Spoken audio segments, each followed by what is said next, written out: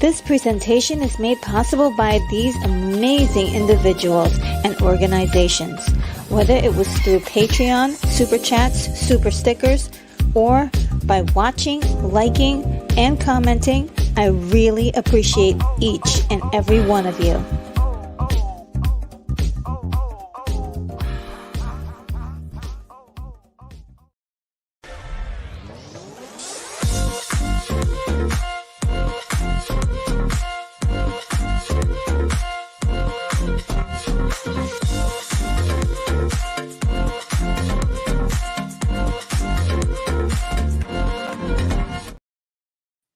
Hi guys, how are you today? It's been a wild morning for me, a wild day for me. But I want to say welcome to the show. It's going to be a lot of fun today because we have an incredible topic.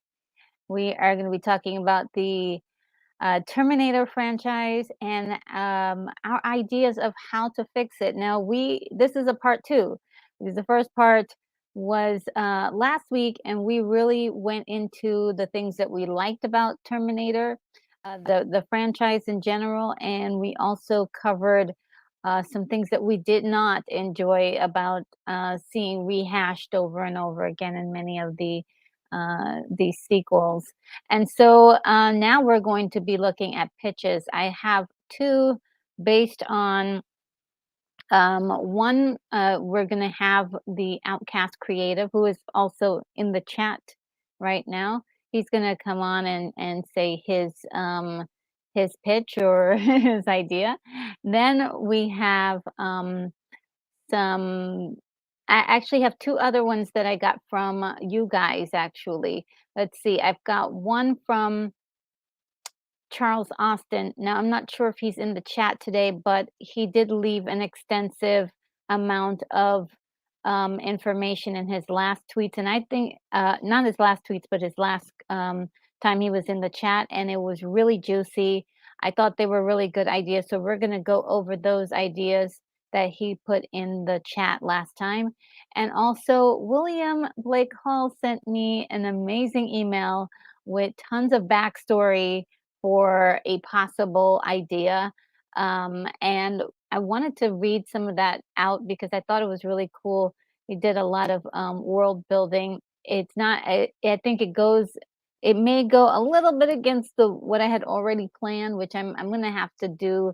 I'm not quite finished with my version yet because there's still some. I got it started. It's really I think it's good. But I need to fix it up. I need to get the last third. I got the first two-thirds of it done. Or like the first and second act. But yeah, I just wanted to definitely. I didn't tell you guys where I'm at. I'm at the International Science Fiction Space Station. I'm going off script, guys. So let me see what's happening in the chat. I hope you guys are all well today. It's been a rough day for myself, but hanging in there. I'm hanging in there. Brogu is the first up and says the first two Terminator movies have given us such sorry. Let's start that over. The first two Terminator movies have given us such as much joy. Sad to say, the remaining four movies leaves much to be desired.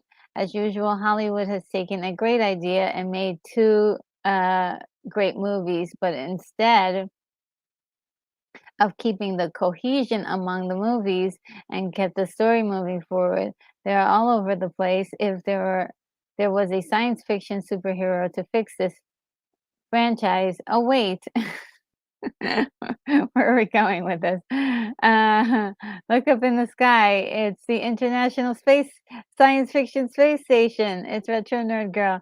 She will save the day with her faithful sidekick Lance. The dynamic duo will create a script that's worthy of Terminator fans' viewership. Oh, that's sweet. The new franchise will be called Skynet Afterlife. On the International Science Fiction Space Station Retro Nerd Girl. Will watch over the Terminator franchise and make sure this travesty never happens again. Would you like to know more? Oh, that's really sweet. Thank you, Brogo. And Outcast Creative is in the chat. Great to see you in there. Hopefully, if you can give me a few minutes to go over the chat and maybe set things up, I will definitely send you a link to join me. But I want to get things started here first. And Unicorn Rampant Studio was here. He's in the house. Says LOL, you guys. Oh, he's letting us know about some of the technical aspects, which is so true. So just a little heads up about the way the AI works with comments and retracting comments in general. Generally, RNG can still see those comments. There's definitely a kind of lag. Yeah, because where I can see the comments is through StreamYard, and once it's in there. The only thing I can't see sometimes are deleted comments, but not all the time. Or if somebody there are sometimes when I can't see the comments, but Most of the time I can. uh, and let's see. Um, oh, so, and there's more. Unicorn Map and Studio says, so it might disappear on our feed, but she can still see it, is what I'm saying. She may read things we do not see or believe are retracted. Okay. This is true because Skynet says, so we're all going to die. The last one was a joke. Absolutely. Yeah, there's some things I can see, sometimes I can't see things, which is really interesting. But yeah, that's true. And just wanted to make sure that you guys can hear me, and I believe you can. Keith E says that we can hear me, so thank you, Keith E, for letting me know. I appreciate that.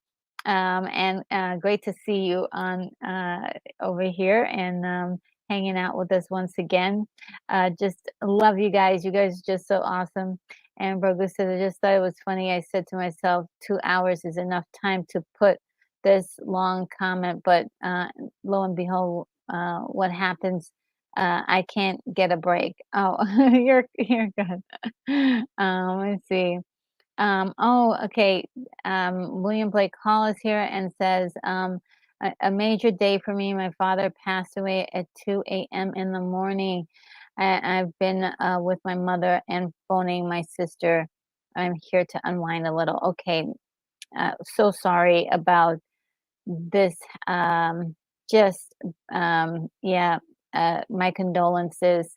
Definitely very sorry for your loss and everything. I believe I read a little further along that it was something that was slow, that you knew was going to happen, kind of like a long thing that was going on, but it's always hard when it happens. So definitely, thank you for joining us today. We really appreciate your presence. And I have a little something to tell you. I guess what movie I saw today? I saw Colossus. So yeah, I'm finally caught up, and I've watched Colossus. So that should uh, be that's a happy thing right there. So yeah. Um, and yes, Brogu, that's right. Your father recently passed, so of course, condolences to you as well. It's still it's really tough to get over those things. It takes time to even process it sometimes. Unicorn Rampant says, I understand. I'm sorry. Yeah, and comfort here. There is some comfort to here for you. Yes, absolutely. You said it, the words right out of my mouth. It definitely. Um, I hope that there is some. Um, and unicorns says my dad has been healthy as an ox most of his life, but now he's like, hey, you guys, I could die soon, right? And I'm like, "Yes, Dad, I love you all the time." That is so sweet. Uh, oh, no. Alright, so I'm gonna it looks like you guys, were talking to each other there for a bit, um, and I'm gonna, breeze down a lot. And yes, it says I definitely says RNG has a lot to read. Just getting started today. I do, and trust me, I do read every single comment because I rewatch these and I read every single comment. So if you think that I haven't seen something, I most likely have seen it. Um, adjusting my earplugs there, um,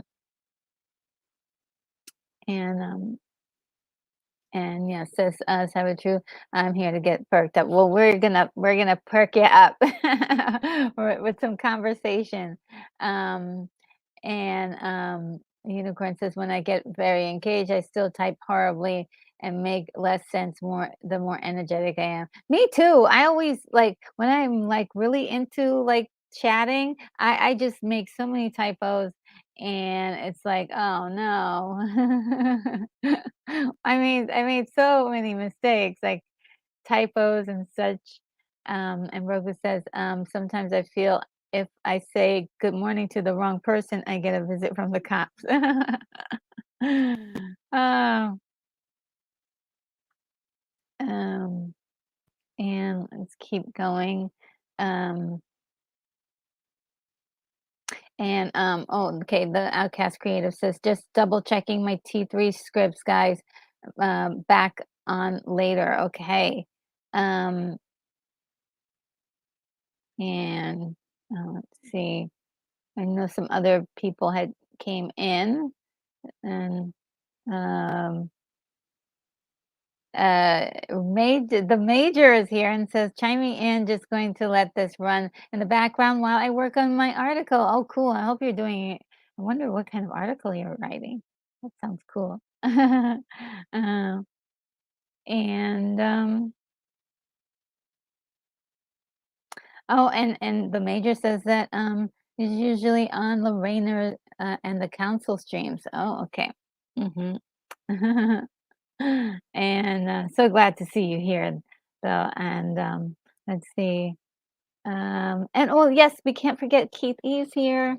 Keith E's here says hello to all. By the time Siri enters your names, you won't recognize yourselves, but consider yourself helloed.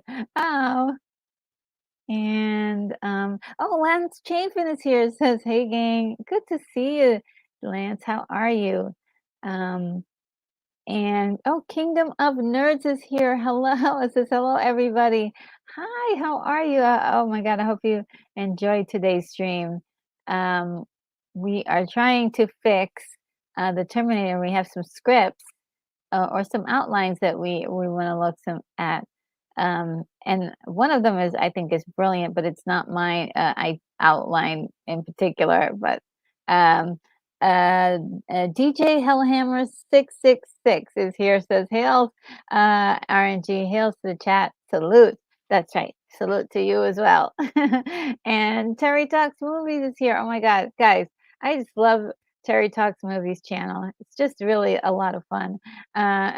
We can hear you, Clem Fandango. Oh man. Um, and oh, my mommy is here. Oh, when she says, "Hey everybody, I'm on the train headed downtown." Oh, okay. Be safe and everything. So glad you were able to just stop by for a second. Um,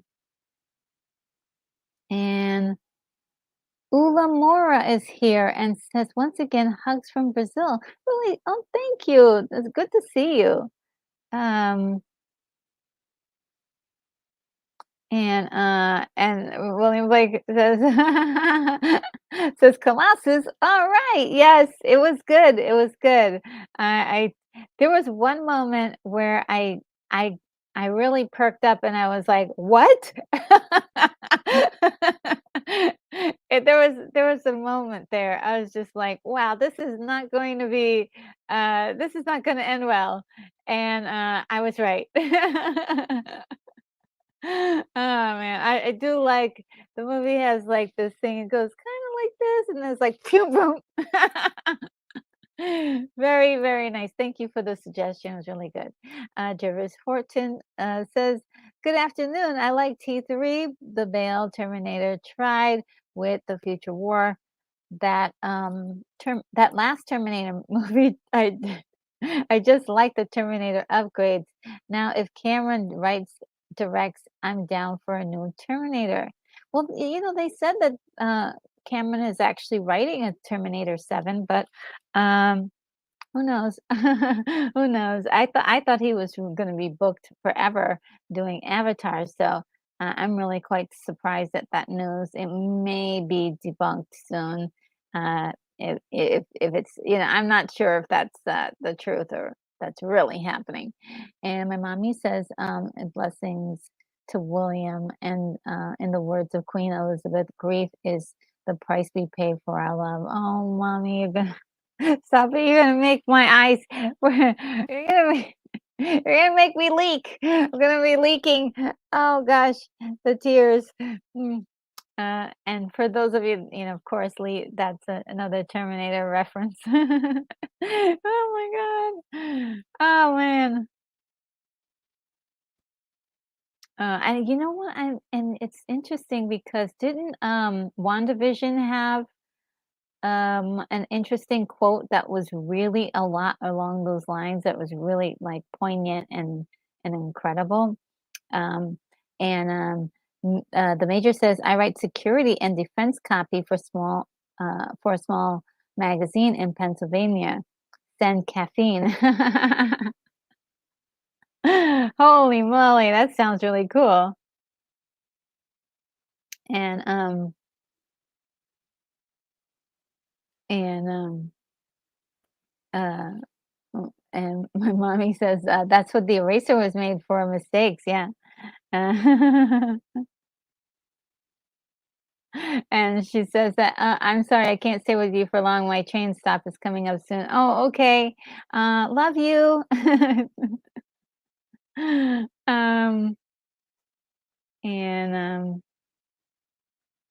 Unicorn Rampant Studio says, "I love erasers. Thank you, Tubman. You have a great day and be safe." Um, and Jervis Fortin says Avatar 2 and 3 has already been made. Oh, but isn't he doing like 4, 5, 4 and I know wasn't it gonna go up to 5? That's what I heard. That's what I heard through the grapevine. You meant 3 and 4. Okay, I thought there was 5 as well. Um, um, and my mommy says to everyone, "Have a great weekend." Aw, she's so sweet. Oh, um, oh, I wish I could go see her right now.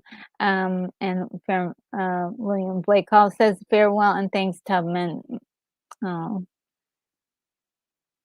all right. So we're caught up with the chat. Oh, Volcano is here. First 3 movies were okay. I thought I didn't mind the first 3 movies, honestly. Of course, I do feel like the first 2 movies were the best, but the 3rd one, I didn't mind so much. I was like, "Okay. If we're continuing on with this, let's keep going."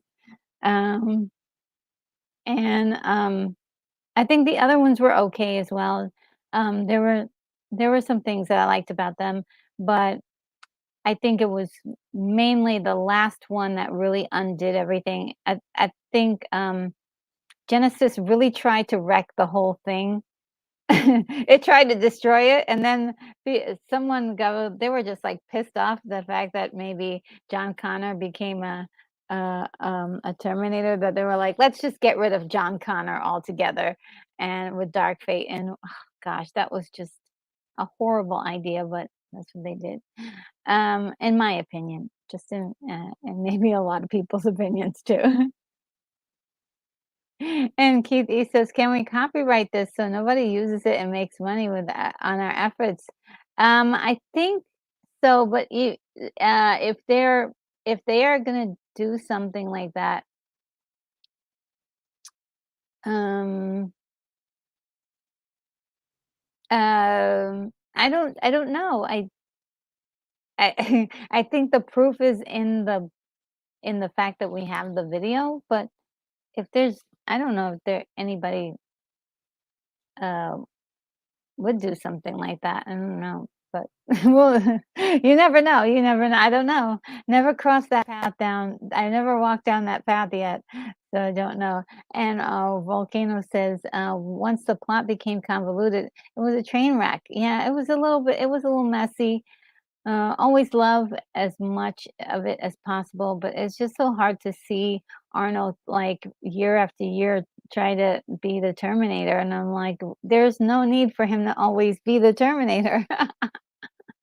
And there is no like it just doesn't make any sense. So, um, all right, so I do have the pitches ready um, for a few people. So I wanted to go before I bring OUTCAST on because wanted him to get on here. Um, I wanted to read the first one because it's really good. And Terminator pictures, of course I have slideshows. Um, so the first one was just to re-release Terminator 2. This was the ultimate fix. The the the biggest patch. Okay, it's just re-release T2, but re-release it with the deleted scene of Sarah Connor watching Senator John Connor play with his daughter at a playground. The end. And this was mentioned by Dale Smith in the last stream, and I think that's actually pretty. That's a pretty good one right there. What do you guys think about? You think did you want more? Did you want more of a fix, or was that is that too easy? Was that too easy? And then we have uh, what like? Do you think that one is too easy? Because I think it's a great patch. Um, and of course we're still. Oh, am I buffering? Am I buffering, guys? I hope I'm not buffering. Oh, I hate buffering. um, Integrity 101 is here and says, I want new Terminator movie that's essentially a Terminator Salvation do-over. Give me the war, please. That is exact. See, that's what I think everybody wants. They want that war, and that's the story that we're putting together based on that I'm kind of structuring it up based on some stuff that you guys had said in the last one and stuff that I really thought of too is like let's see that war, man, because we got a glimpse of the Terminators coming, that war that Kyle Reese explained, and that we got a glimpse of in the first Terminator and a little bit in the second Terminator. I want to see that war, and that's you're so right, Integrity. I want to see that war too. And Botanical Brother is here and says hello, RNG, in all regards to who cloned Tyrone, a guest named KT, the Arch Degree, who was interviewed uh, the 19 Keys High Level Conversation podcast, offered much info and hidden messages. That's interesting. um, and I do want to stay on topic um, for now, though. Just in case somebody was really coming here wanting to see about the thing, but I do appreciate that, um, because there is a lot of hidden messages in that, and uh, one thing I didn't talk about was the music, and yeah, maybe I'll talk about it in the next Modern Take mornings, and get into it a little bit deeper. Okay. Okay, so there's no buffering. Okay, thank you. Oh, I was getting scared about the buffering. Um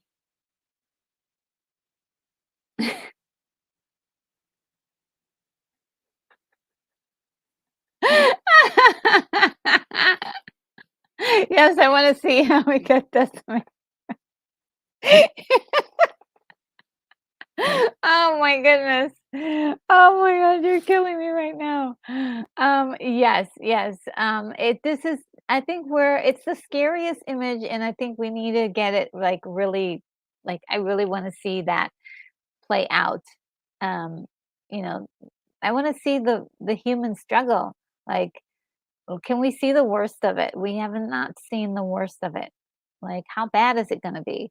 Um, that's why I was saying, Paul Verhoeven, not for the comedic part, but he gets graphic, and I would love to see like something really graphic, a nice rated R movie like the first Terminator was rated R, and really show us like how bad these guys are. How devastating would it be? And Jervis Fortin says Netflix should make RoboCop versus Terminator. I don't know if that's even a. I don't know if that's um, a challenge for the Terminator as. Oh man, and um, and Botanical says, "Be very careful. You might get what we wish for." Well, I mean, it's not. This is all fantasy. We're definitely not. You know, I think we're just. Um, there was something that we saw in the first two movies that seemed like it was going into something not only like darker, and I want to explore that just a little because if you look at that and then you say it could be the deterrent that people might need, like, okay, well, maybe we should back off these computer, AI, depending on AI so much. And then also like trying to understand how will AI behave because I think no one knows. Nobody knows how AI will behave. But that movie that I saw earlier today, Colossus, was so good at showing.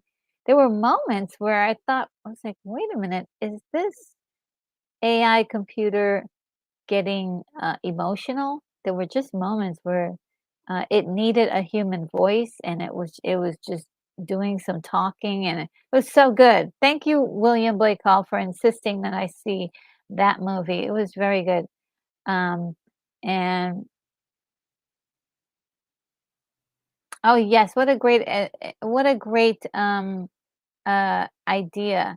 Yeah, for botanical. If you're available on Wednesday, just to add that to the stream, because I can do like a little recap uh, on Wednesday. And Wednesday, I have a surprise for you guys because I'm gonna see another movie. This is gonna be awesome. This is my first time seeing like popular movies, and so I will be able to see one other popular movie, and it'll be a surprise what it is.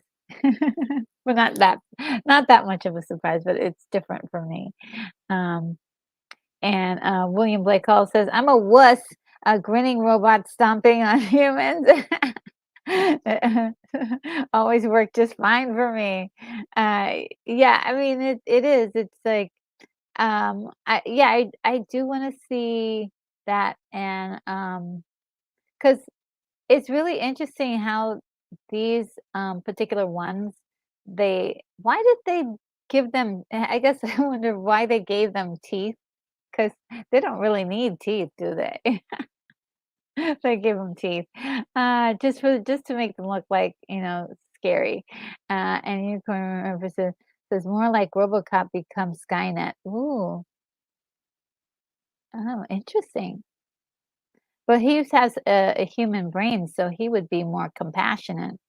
Um, possibly.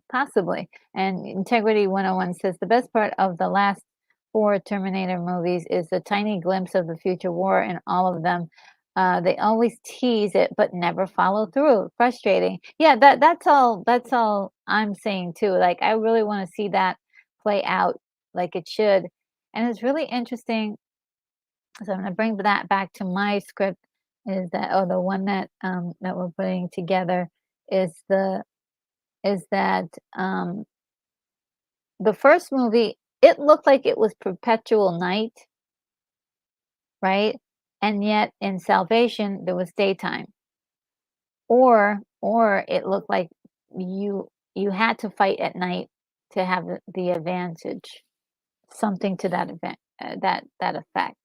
Um, and so I kind of want to play with that a little bit.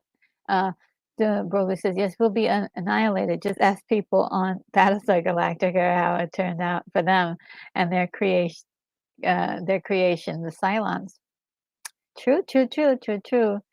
The Cylons, and I actually have a reference to the Cylons in my story, and Tanago says, "Gotcha." And William Blake Hall says, I've learned all kinds of different ways to destroy ourselves. Now, if we could be sure how to survive. Yes, yes. How does the human race survive this? And Keith E says, don't giving philosophy, don't go, don't get philosophical on me, William. You just get scary. And yeah, so okay, the next one, and so I don't see him in the chat, but Charles Austin had a great idea. His idea was a complete reboot.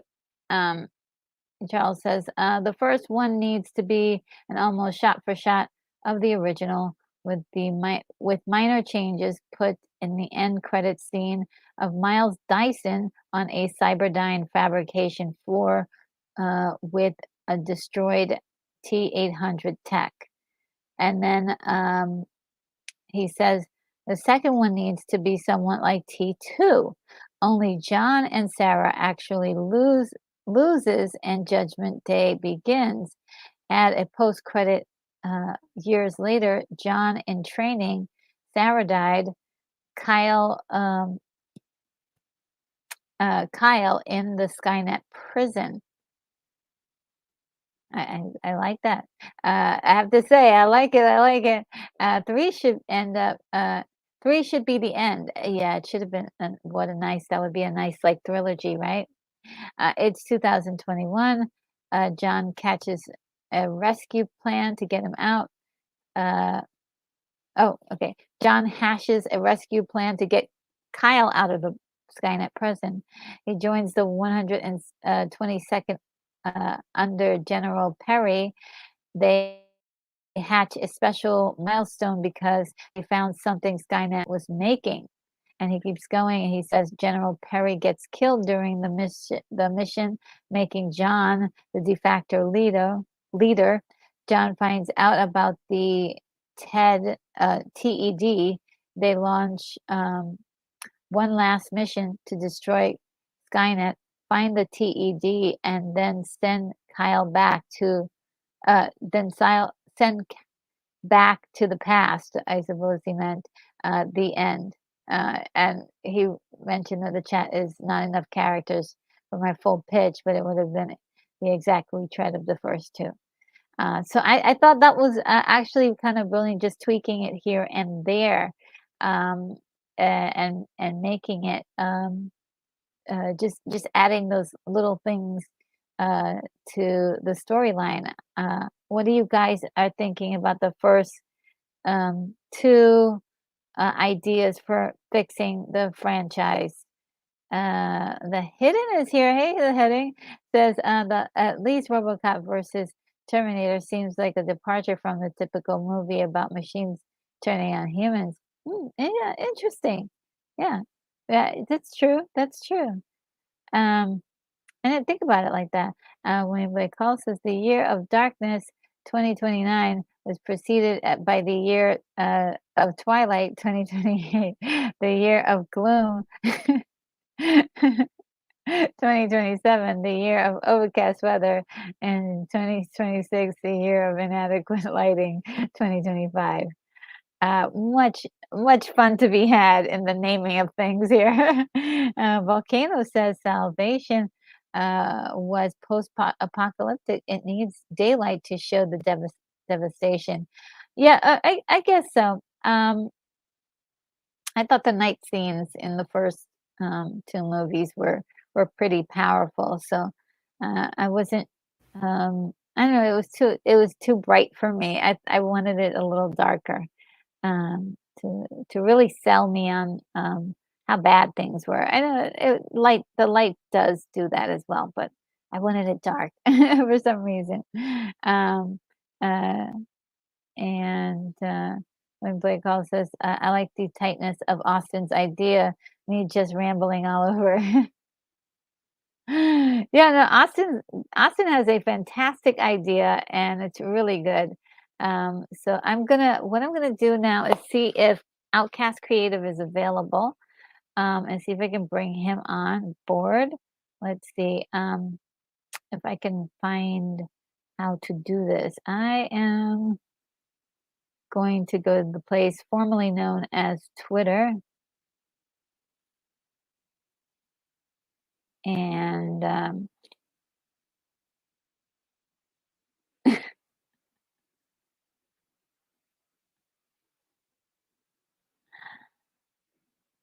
okay, so um, let's see if I can find the link uh, for this.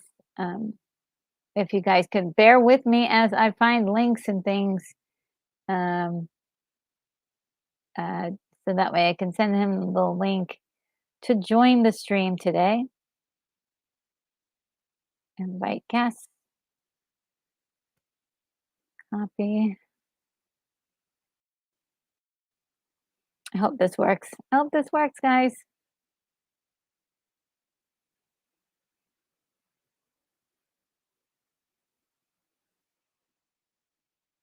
Let's see if this works.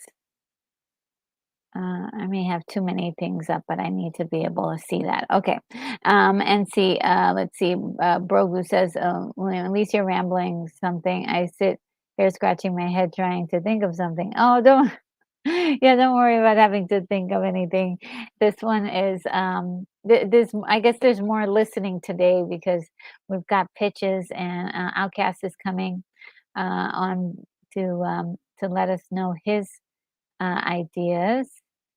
Um, I hope, I hope. Um, but we'll continue. Let's see what else you've got here. Um,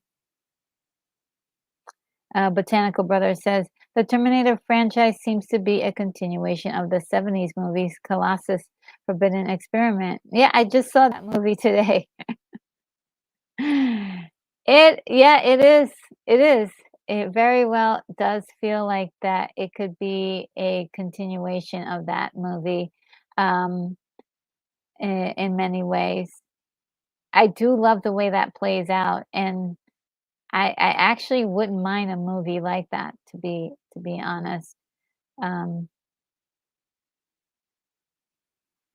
well, I hope I sent him the right link. Just make sure.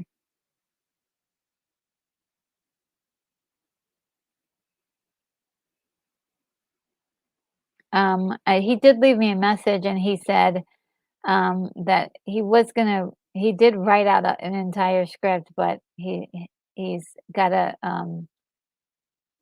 he's gonna just do something that's gonna take about 5 to 7 minutes to read. So that is I can't wait to see that. Um, I'll keep the window open. Sorry about this lag here.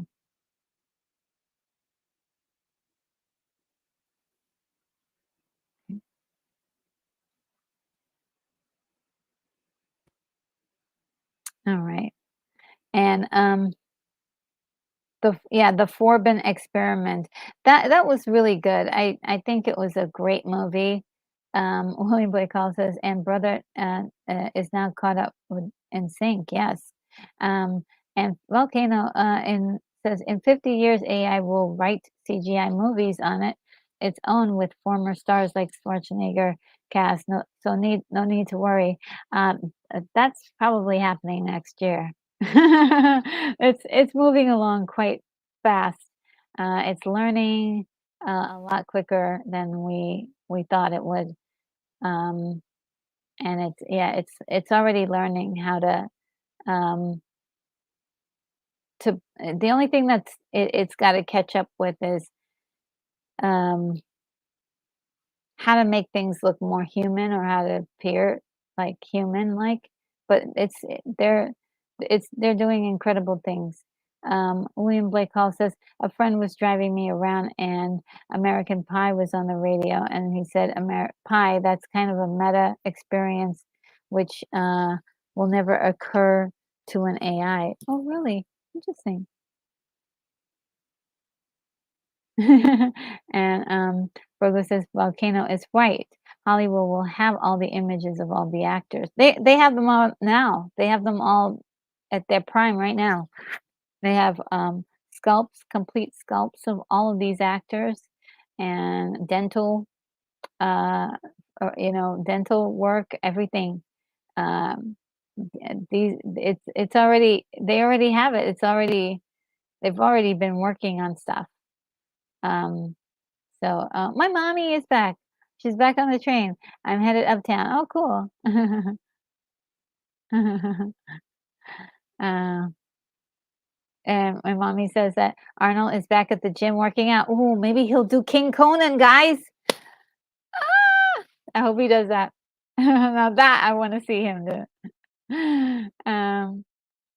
And the Hidden says, should a Terminator movie be about the Connors since the movie is titled Terminator?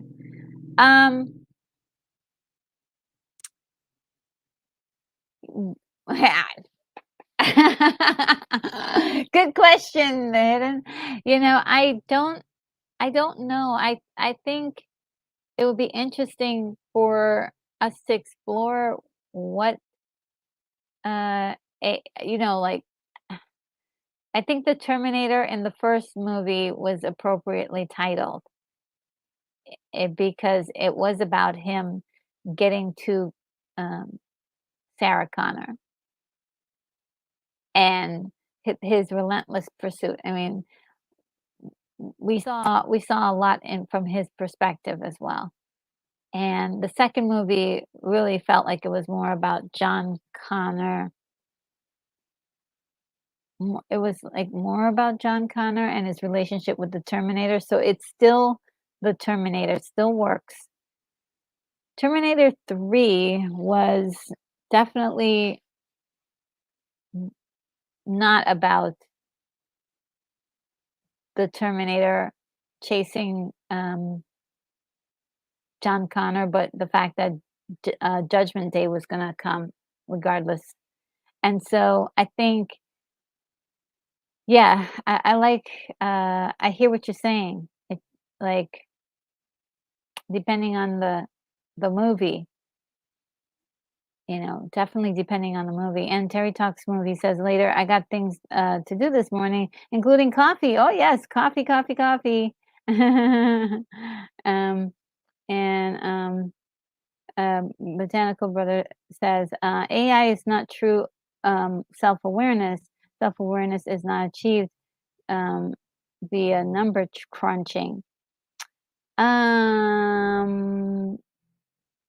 Yes, but in a lot of fictional works, they depict AI with more emotional faculties than perhaps we, you know, they give a lot of fictional works will give computers more emotional status. So, and maybe it might be our need as human beings to um, anthropomorphize every single thing, like how we do that with animals and cartoons and stuff like that. So we want to find humanity in all things. And oh, my mommy says well, the room is still available. Thank you, thank you, mommy. And oh look, the Outcast Creative is here, guys. Okay, he's in the green room right now. Look, he says good to go.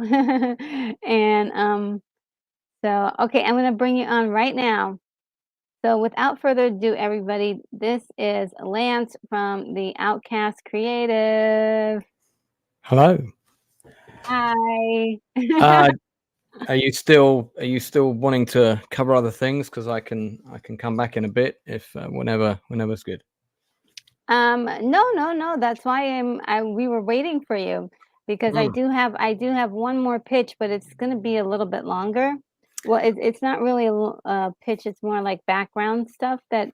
Well, mine's a full treatment. This would be probably about 5-6 pages of A4, something like that. So it's the whole movie from start to finish in shorthand. That's what a treatment is in the film industry. And this is the version I've written is the movie I wanted to see. Okay. And actually, was the movie I thought we would see, because I just thought it was such an obvious. When I heard they were doing a third film, which, like most people, I thought we didn't really need a third film. You know, but when I heard they were doing a third film, I thought, well, it's got to be about the attack on Skynet. It's got to be about Connor defeating. That's what I thought. Yeah. Defeating Skynet. Yeah. Well, in a way, I didn't even realize. I was like, wait a minute, how could there be a third one when they got rid of all of the evidence, you know? So, yeah. Well, the film I wrote, or the concept I wrote. By the way, I could write this script. I haven't actually sat down and written the whole script. I was tempted to do that. But if I wrote this script, I reckon I could probably write it in 5 days. Oh, cool. So you're skilled at it. Because I mean, well, when you have an idea that's so clear in your head, what I find is that the dialogue will just write itself. Sorry, Brogu. Hollywood won't be happy until. Yeah, that's probably true. So, do you want me to read this out? Yeah. What I'm gonna do is let's see. Yeah, you can read it out, and let's see if I added this, would it be too weird? Ooh. So we have the visual inspiration for that's actually a scene from my movie. It is. That actually is a scene from the movie. Sweet. Now go take it away, Lance. Okay, well, good news. I named a character in the film after you. So here we go. Oh, great. So going to start the film like this. There's a pre-title sequence. So the name of the film is Terminator 3: Assault on Skynet. That's the name of the film. Okay. I toyed with loads of different titles: Attack on Skynet, this kind of thing. I thought Assault on Skynet because it's does what it says on the tin. So we open in a very moody, dark landscape. Wire and robot gun towers surround an installation, a dour-looking building with 3 tall chimneys producing thick black smoke that pours into an already darkened sky. Men and women, most of them shadowy figures of nothing more than sinew and bone, carry bodies of the falling humanity and throw them into a large fire pit. Oof. Watching over them, several T-70 combat model robots, menacing robotic warriors armed with miniguns, ready to mow down anyone who steps out of line. Title on screen: Skynet Human Termination Camp 179, Sector 26, formerly Atlanta, Georgia. So I'll just pause for a second in case you want to comment about anything. I'll pause occasionally in case you want to comment. Shall I continue? It sounds my story is the one that I'm developing based on what everybody else has done. Okay, it's going to start just like that, pretty much. All right, cool. All right, let me continue. A prisoner transport truck arrives through the gates. More prisoners are ordered to get out. We hold on one man, Kyle Reese, a new arrival at the camp. He still rubs his forearm from where his resignation number has been burned upon his skin. He toils with the others, talking with another older man who looks dismayed. I don't know why they don't kill us all off, he says. Surely they have machines that can do this kind of work. Reese replies, they can't spare them from the front. They're starting to lose. There's a rebellion. The old man is dismissive. Those are just rumors. Who is this John Connor anyway? I've never seen him. Nothing can defeat Skynet. Mankind has had its day. Wrong, says Reese. As if on cue, a beat later, a self-propelled rocket soars through the air, taking out one of the robot gun towers. Out of the transport van, a squad of rebel commandos jump out firing. 2 technical trucks with laser cannons mounted on the rear burst through the front gates and mow down the Terminator guards. The prisoners take up arms and the robots are soon overwhelmed. The man leading the attack speaks to those who he rescued. The time of the machines is over. The time has come for mankind to rise again. My name is John Connor, and I'm leading an army to destroy destroy Skynet once and for all. Who's with me? Reese looks at the doubting man. That's John Connor, he says. All the prisoners start chanting his name as John goes round and shakes everyone's hand. Cue big title on screen. Terminator 3, Assault on Skynet. So that is my pre-title sequence. Wow, hot. I love it. So that all ties in with Reese's story in the first film about how he got his tattoo on his arm, which he shows Sarah, if you remember. He talks about the waste disposal camps and the burning of human bodies and them being forced to do that by the machines. So all of that ties into stuff that we know is canon. Okay, so let me continue then, if that's okay. I'm going to take frequent swigs of water here. Right, okay. So now we're starting the film proper. We open on a war-torn landscape, burnt-out buildings, scorched rolling halls, which eventually give way to a woodland that borders the scars of war. So it's like a burnt-out forest at the beginning, but on the horizon, distant flashes can be seen, the thunder of weapons cracking across the sky. We soar over this landscape, climbing over a burnt-out tree line, revealing a sprawling forest, beyond which lies a huge patch of fertile countryside, untouched by the conflict. Titles. It is the year 2029. The war between the survivors of humanity and the machines they created rages across the earth. In preparation for his mass assault on Skynet's Central Computer System, CSS, John Connor, the leader of the North American resistance, has begun to target the production centers of his enemy. Skynet's factories, built to produce Terminators, hunter-killer machines designed with one purpose, to destroy the last remnants of mankind and lead Skynet to its final victory. Cut back. Weaving their way through the woods, a team of Connor's commandos stealthily makes their way towards a cluster of silver buildings in the distance. Leading the team is the soldier we have seen before, Kyle Reese. A squadron of 3 hunter-killers fly overhead. Reese shouts to Comms, that's actually the name of the character, Comms, activate the scrambler. Comms flips open a small electronic device. It deploys a spider-like robot with a radar. The hunter-killers pause briefly overhead, but do not detect the unit. They continue on their patrol. Reese orders his team to move, reaching the brow of the hill on the edge of the woods.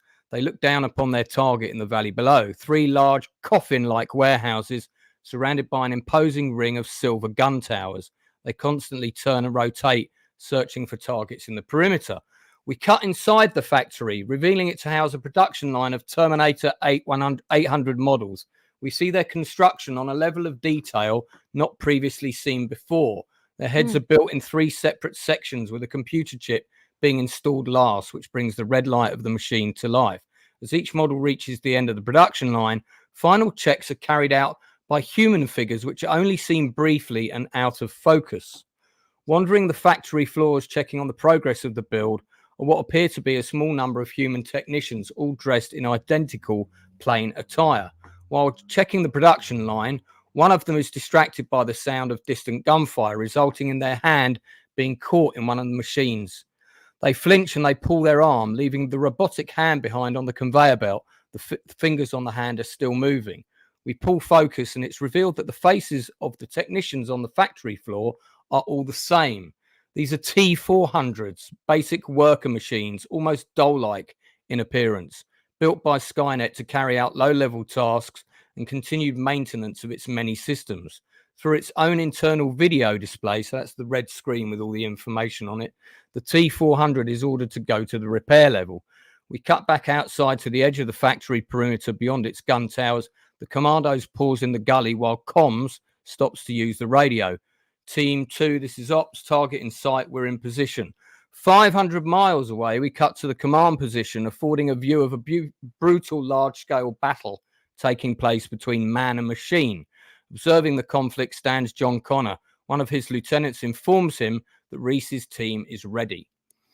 Connor gives the man a command. All teams are go to hit the generators. We cut to a montage. 3 commando teams at separate locations launch attacks on their targets across the country. Large generators that supply power for the installations of Skynet. In a well-calculated, swift and brutal assault, the 3 teams destroy their target, the grid defense of Skynet, and all of its North American installations goes down. We cut back to a gully near the Skynet factory. Somewhere a distant explosion rumbles across the horizon. Then the lights on the factory flicker, blink and go out. The gun towers all cease to operate. Comms barks into his radio. Assault teams go. Back inside the factory, the injured T-400 technician has traveled to a lower level and is approaching the maintenance repair room when the lights flicker and blink out. Through the video display of the T-400, the computer system relays information: loss of power grid at 46, activating auxiliary power. The corridor is bathed in a low red light as the emergency power comes back on. The injured T-400 continues towards the repair room when an explosion rips through the wall. The T-400 is blown in half. Reese and his squad entered the lower level. I wrote this in a way so you could really visualize it, because I really want everyone to be able to picture this. The other techs on this level are quickly eliminated. Reese and his team pause to assess. It is established. Oh, hang on a second. Sorry. No, that's right. It is established that his team is not just here to stop the factory operations, but to reprogram the production line to fight for Connor and his forces. Comms goes to work. That's what I'm talking about. Yeah, Comms goes to work and links a mobile computer system to the Skynet CPO, ready to access it when it comes back online. After a delay, Skynet restores partial power to the factory complex. The production line continues, unwittingly producing T-800s that are now programmed to fight for humanity. The internal forces of the factory are quickly overwhelmed, with Reese and his men capturing the entire production line in the process. Reese and his team discover the production line contains options for choosing 10 different skins for finished machines. Only 2 T-101s on the line have completed skin covers: a black female Terminator and a white model, an Arnie T-800 version. So this would be when an Arnie first appears in the film, and this would be about 20 minutes in, but it would be exactly the same age as Arnie was in the first Terminator film. So you'd either have to use what's that computer thing they do to make people look, deep fake. You'd either have to use deep fake on a younger actor, or just go and look for an actor that could play a young Arnie, and I bet there's one of them out there. The team activate these two models. Com links the Arnie to the Skynet central computer. Reese and his team named the 2 T-100 machines as Bob and Carol. So the Arnie one is called Bob, and the black female Terminator is called Carol. Details are given on Skynet's ring of defenses for its central computer system complex, the main objective.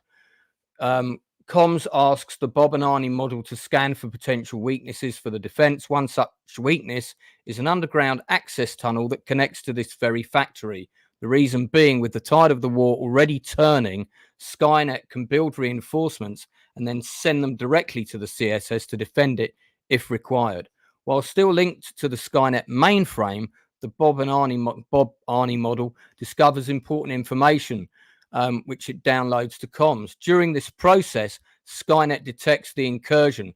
Reese and his team order the 2 Terminators to disconnect from the system, but Carol is too late, and she is reprogrammed by Skynet to attack and kills several of Reese's team before she's overpowered by Bob and the other survivors. One of the female commandos, Retro, demands Carol be killed. So Retro demands Carol be killed. I thought that'd be a good line to get in the script. But Comms stops the team from destroying her permanently, citing having her will be useful. Afterwards, the Bob Arnie Terminator explains that Skynet CCS has been conducting time travel experimentation. Following numerous tests, its time distortion device is due to come online in 3 weeks' time. Skynet plans to send a Terminator into the past to prevent the destruction of Skynet in the future. Reese asks how they plan to do this, but Bob informs him that the connection to Skynet was severed before he could download that information. This information is relayed to Connor and the Central Command of the Resistance, who travel to the factory and meet with Reese to discuss their options, realizing this presents a unique chance to damage and destroy Skynet permanently. After the conversation, Connor produces the photograph he has of Sarah. Reese asks who it is, and he explains it's his mother. He gives the picture to Reese, insisting he take it for luck on his mission. Connor informs his lieutenants of his plan. A frontal assault on Skynet with their main forces will act as a distraction, while Reese and his Terminator army, now reprogrammed, uses the tunnels to assault the complex from within. This assault will be coordinated worldwide with a number of other attacks from all resistance groups, ensuring Skynet and its resources will be pushed to the absolute limit.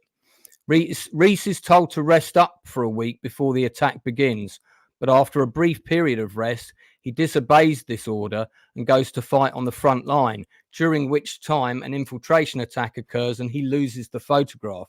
So that's the scene in the first Terminator movie where the photograph is burned. Now, you wouldn't see that whole sequence in the film. There would just be a very brief conversation about it that it took place. Connor orders the attack on Skynet's central computer system the following day. Reese and his force travel along the tunnels. At one point, they stop to allow the humans to rest because they can't walk as fast as the Terminators. Reese and the Bob Arnie model talk. Reese asks why Skynet decided to destroy humanity. T-100 says that mankind will inevitably destroy itself. Its propensity for war and greed often exceeds its propensity for human development. The T-100 says, even if your mission is successful, that will simply mean that there will be a future Earth with no intelligent life left upon it at all. No machines, no humans, rats and cockroaches will probably become the dominant species. Connor's main force attacks the Skynet CSS, including a commando strike on its main airfield, which destroys a huge portion of the hunter-killer airborne force. However, Skynet is well defended and the human cost is high. From this point onwards, the film frequently cuts to Skynet's internal CPU and cameras, where its strategic decisions are written out on the screen, much like the T-800's internal viewpoint. Several notable features are present on this view screen, including the percentage of functioning defense forces left for the CSS, the estimated number of attacking forces, and the suggested courses of action it can take to increase casualties of the enemy. At the bottom of the screen is a clock counting down. The words time until time displacement functional sitting above the counter. The time remaining is 60 minutes. From this point onwards, the film runs in real time. So all of that first half of the film is probably about 60 minutes long because it's a 2-hour movie, maybe 2.5. While the main assault continues, drawing much of Skynet's available resources to battle, Reese and his commando Terminator force enter the complex from within. The time distortion generator room is located deep in the bowels of the complex.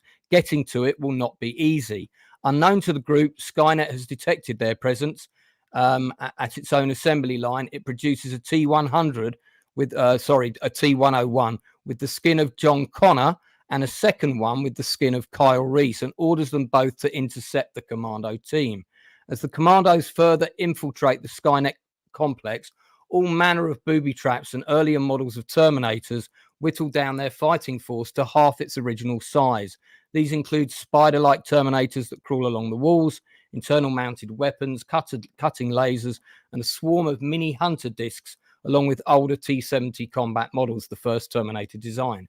Despite sustaining severe damage, Carol's T-100, T-101, saves a number of the team, including Retro, the female commander who wanted to kill her earlier. Despite their casualties, the team destroys many of Skynet's internal systems en route as they can. A force of reprogrammed Terminators are let loose inside the central building, causing havoc, battling with other Terminators, machine versus machine. Almost finished. Reese and his team enter the lower levels of the complex, destroying a number of computer systems on the way. Skynet begins to experience multiple system failures and its defenses weaken.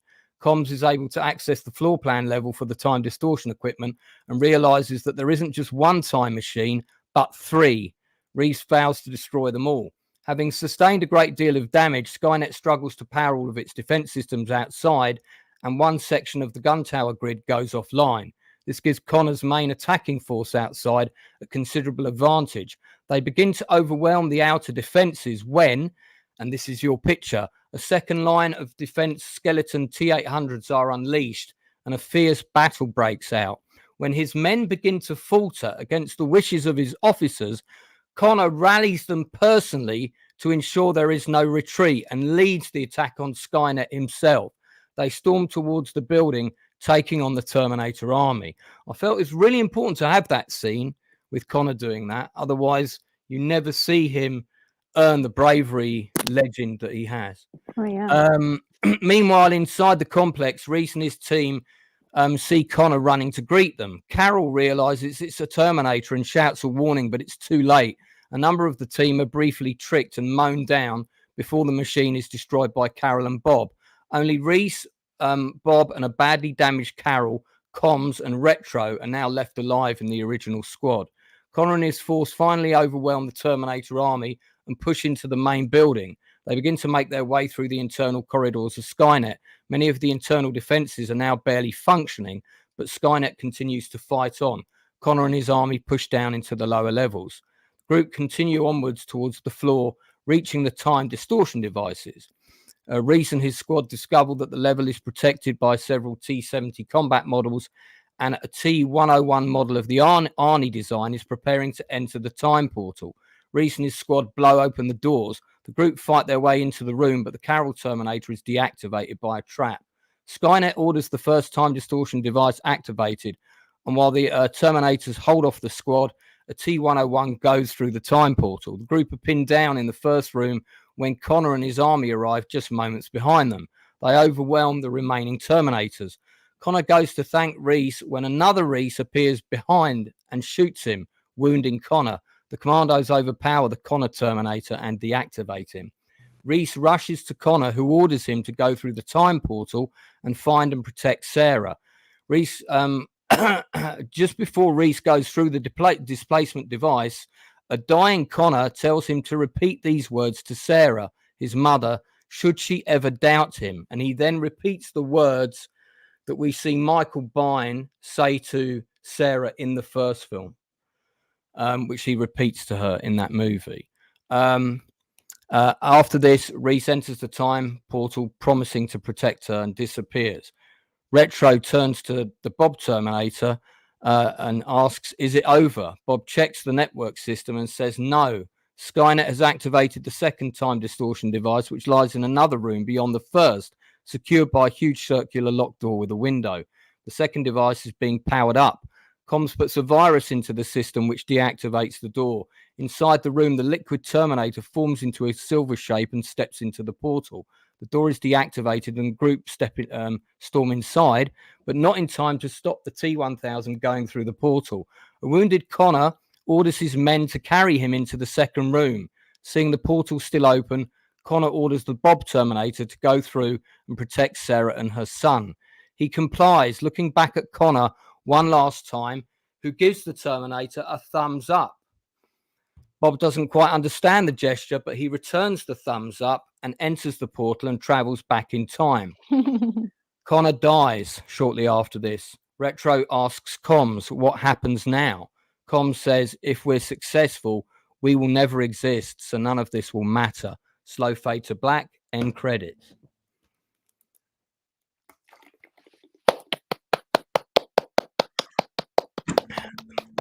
That's my Terminator 3 movie. I like it. I like it. And you know what? I only thought of that. I watched Terminator 2 again today, and I was reading up on the trivia, and that thing with Arnie doing the thumbs up wasn't in the script, and Arnie decided to put it in at the last minute, and Linda Hamilton was furious and thought it kind of demeaned the serious tone of the film. It was too much of a comedy moment.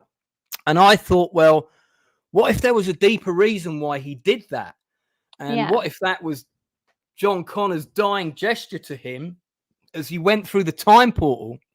It makes it so much more meaningful in the previous film. It does. So, so chat. Sorry, I haven't been looking at what people have been saying in chat. I will now, but I'd really love to know what Necron says it think. was riveting.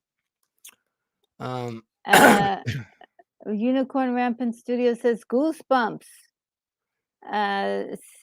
Simply Steve 68 says sweet. So you got a lot of thumbs ups and, people very, very, entertained by this. This is very, very good. I loved it. I loved it.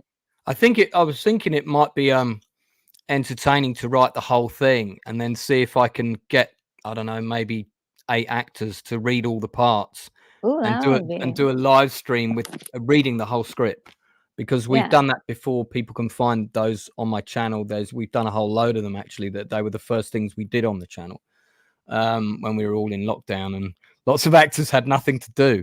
Whether I can get them to do that now, I don't know, but Yeah. yeah. And Grogu, absolutely not. I think one of the female I'm commandos not could gonna be called Retro. I thought Yeah, because I you just I called mean her female commando initially, and I thought actually she's got to have a name. Oh no, I'll call her Retro. So well, I have quite a few, of the characters. Um, well, you've gotta stop by next week as there's the, um, the story. There's a lot of similarities in our story, obviously, because of the nature of the beast, but, um, and a lot of things. I just loved, the way you described the ending because that is the part of the movie that's kind of explained in other movies, but not quite seen. It's like, "Oh, yeah, we did this." Nobody you there's no there's no context for it, but it's nice to see it be mhm. played out because that's part of the missing link for a lot of people. It's like, we know that these parts existed, why, didn't we get them? So, and I think Terminator 4 was on track to do just that. It just didn't land the plane. Yeah, I watched. I just finished watching T3. I had it on right up until before you called me in. And the funny thing about that film is that Yeah, in there's a my character like that in my story. female commando Rodriguez, yeah. Yeah. Um, the yeah, the thing about not Alien 3, Terminator 3 is the only part about that movie that I like is the last 20 minutes. When the robots come to life in like the kind of, I guess what That would was become. really I think that's the whole purpose of the movie is that last little bit Yeah, because I remember when I was in the cinema watching it, and I said to my friend, "This should have been the first scene in the film. oh, This come is on, where we yes. should this is where we should Yes, be starting," you know? exactly. So, Like, I hate when that happens when you're watching a film and you're like, the ending should have been the beginning. yeah, yeah. But I kind of, when I wrote this one, I thought, um, I wanna kinda link everything into the first 2 movies, but I don't wanna repeat anything. And then I forgot about the fact that Connor personally hands, Kyle Reese the photograph. Mhm. I left that out originally, Yeah. and I thought, "No, that's gotta be in there 'cause it's all gotta work with the canon of the first, 2 films." So, I had to do a quick rewrite on that, today and just put that scene in. Um, I mean, listen, if they wanna steal that idea and call it Terminator 3 and wipe the slate of everything else that's come after it, as they seem so happy to do with other, things, and they make that film as I've said it, I'll be quite happy. So, I'll go and watch it. Um, Yeah. it's not like I can ever make it myself because I don't have the rights to any of these characters or these things, but if, someone paid me to write the script, that's the script I would write them. Yeah. Um, It's you a know. it's great. I loved it.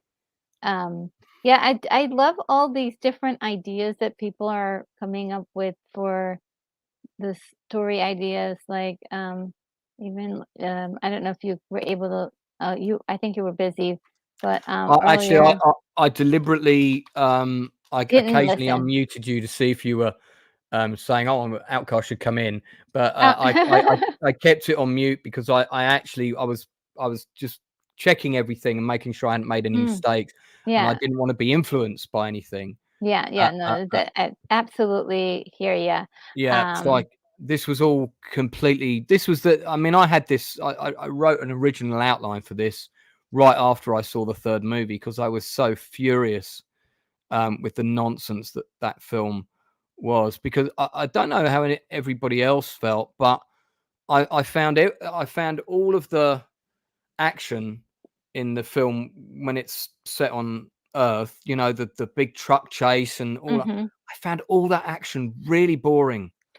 Well, yeah, and there's some really big action scenes in that film. It just Really big didn't. big vehicles I was and like, "Oh, that's cool." but it was just like, yeah, but I've seen big car chases in lots of films.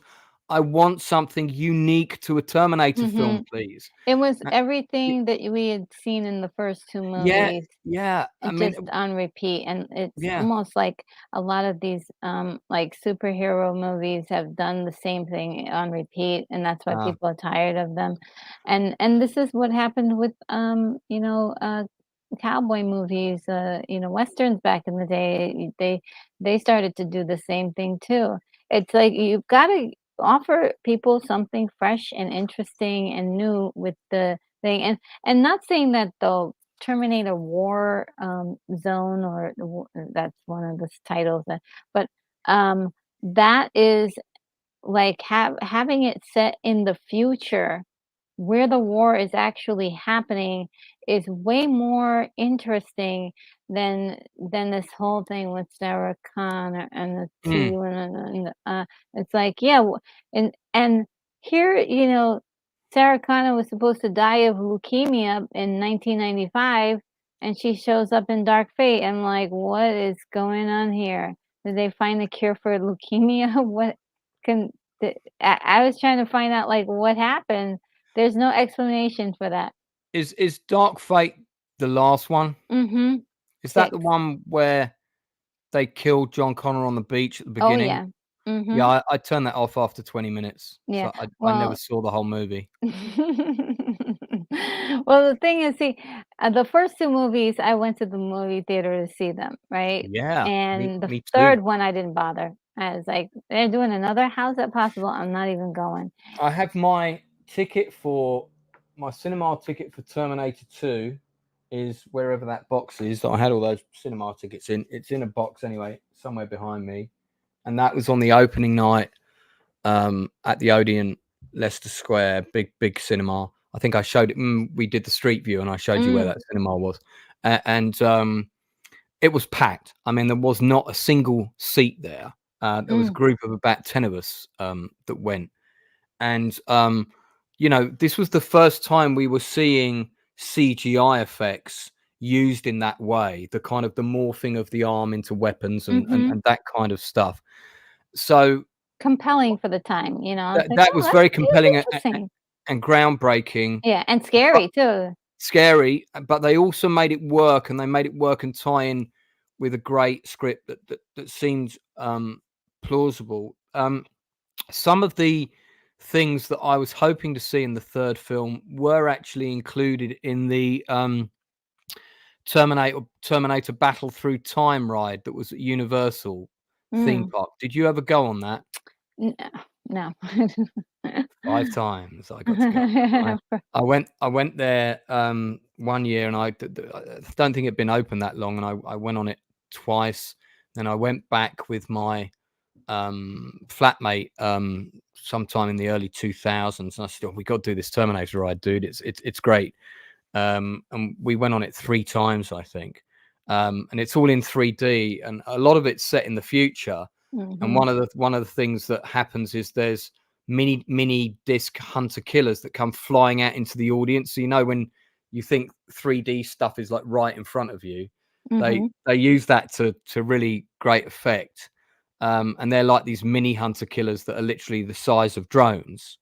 And they go swarming around looking for John at one point. So I had them in, like a swarm of them are unleashed inside the factory in one scene and kill some of the reprogrammed Terminators and Commandos. And um, but I figured there'd be lots of other kind of all sorts of awesome kind of robotic defense mechanisms and things. So you can have a lot of fun with that. It's kind of like people oh, yeah. breaking into the castle to find the treasure, and they have to get past all the traps. Mhm. Um, I just want to read a few. It's not that many, Yeah, but please. Simply Steve 68 says yes, and Arnie VO about Judgment Day starting at the beginning of T3 instead of the John actor at the end would have been better. Um, I see what you're saying. Like, just start off with something, a voiceover about Judgment Day, um, instead at the beginning of T3.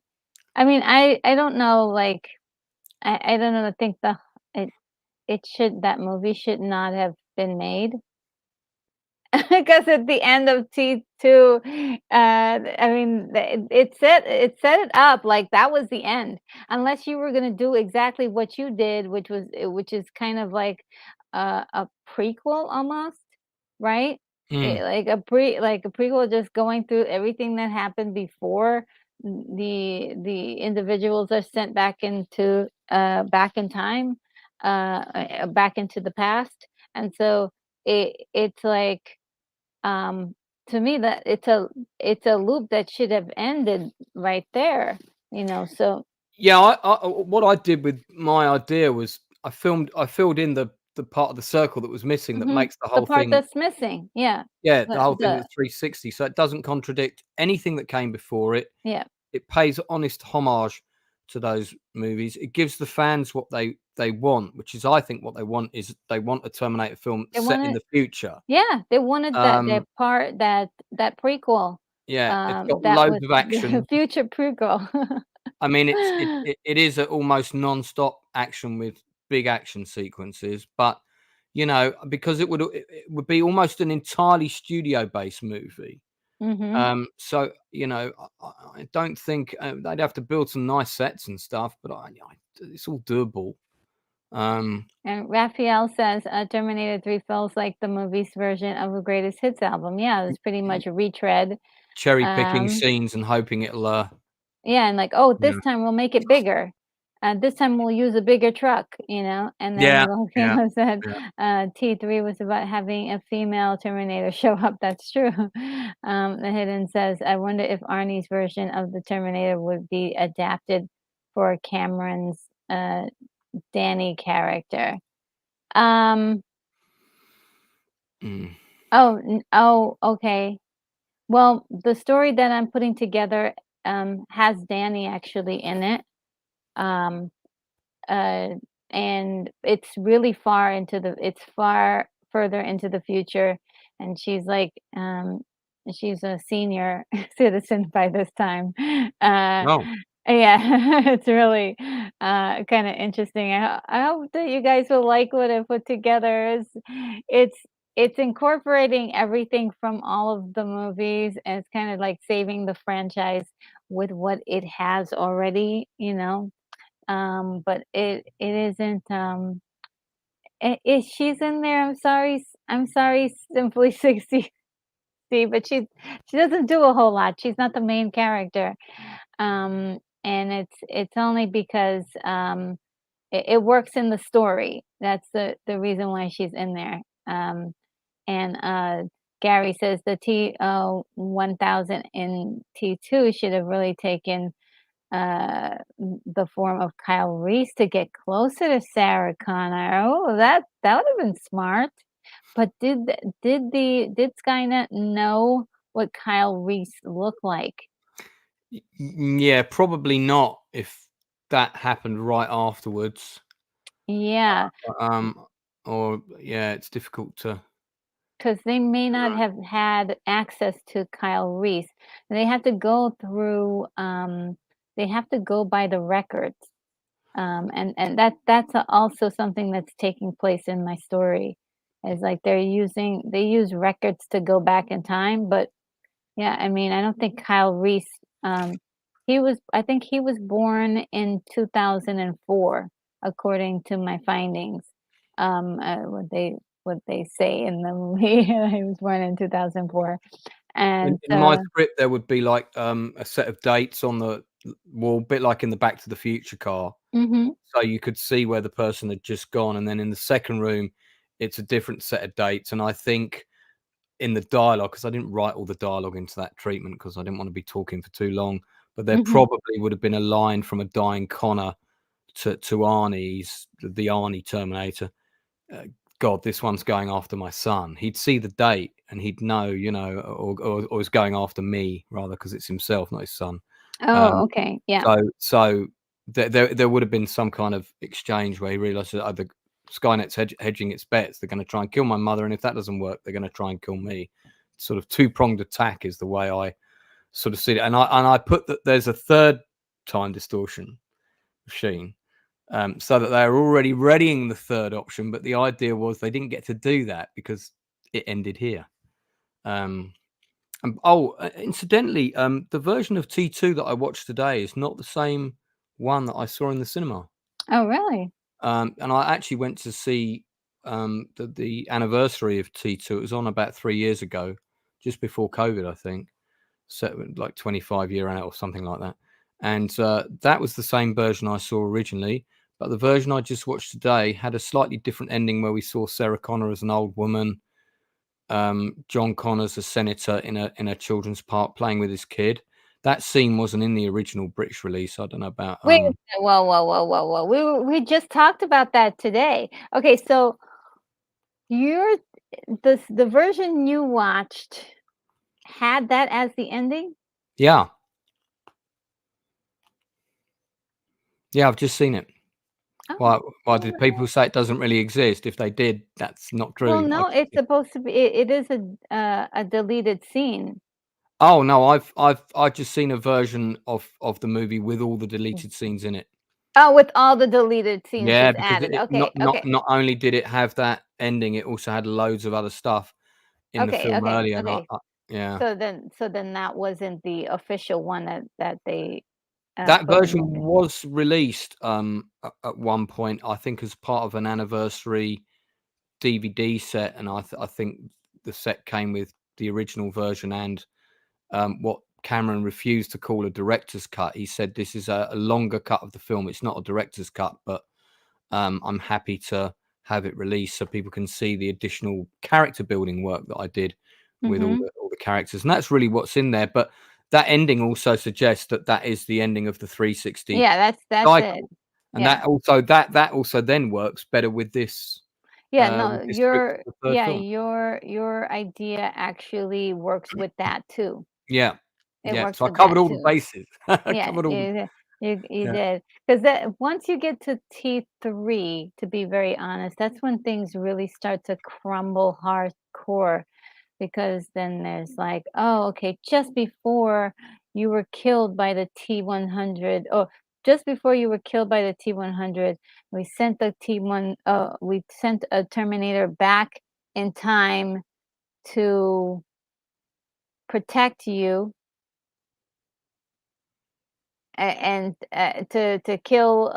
It was just super complicated. Yeah, and And I was kinda like, jumps wait the a minute, shark really. how many times are they going to send Arnold back into the past as if he's the only T800, because there was clearly more than just him as a T800 in the beginning.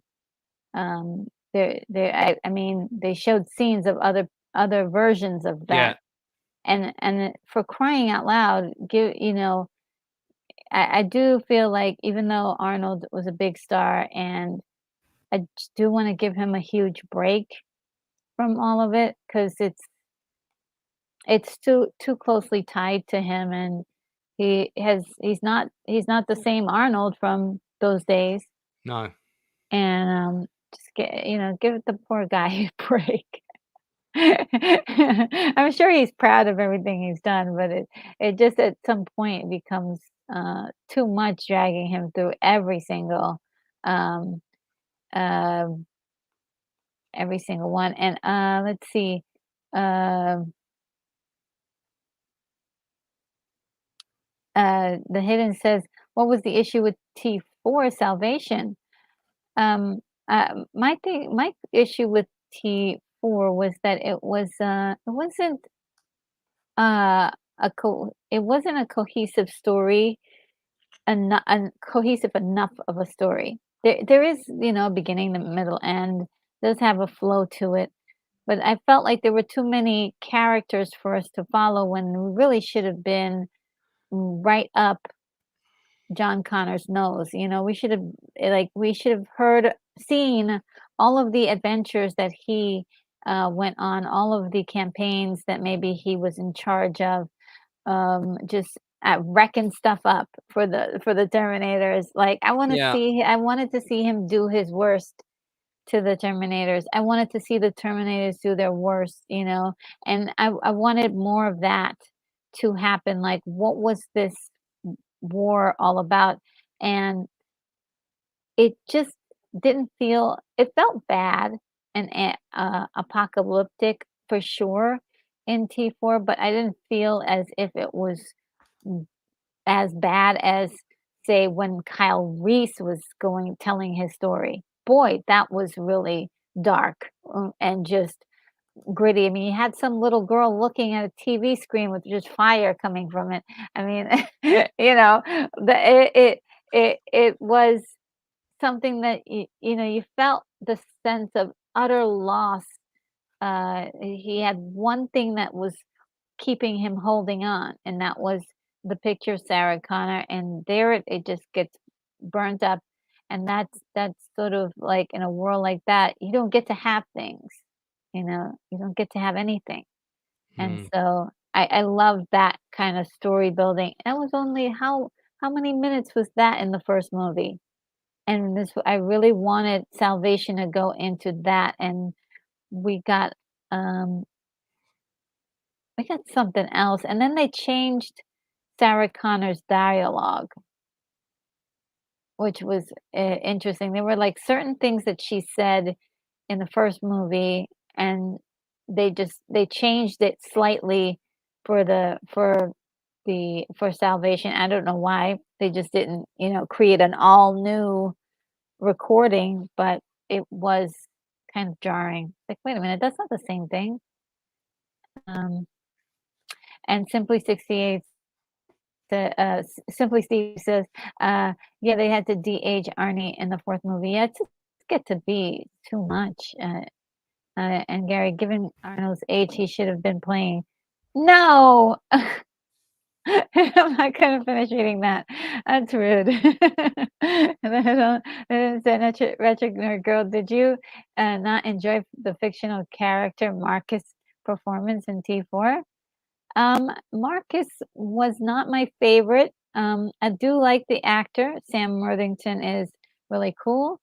Um, but like they really had this whole thing where he was his own. I think it would have been great in its own movie. If that was a separate movie, that would have been great.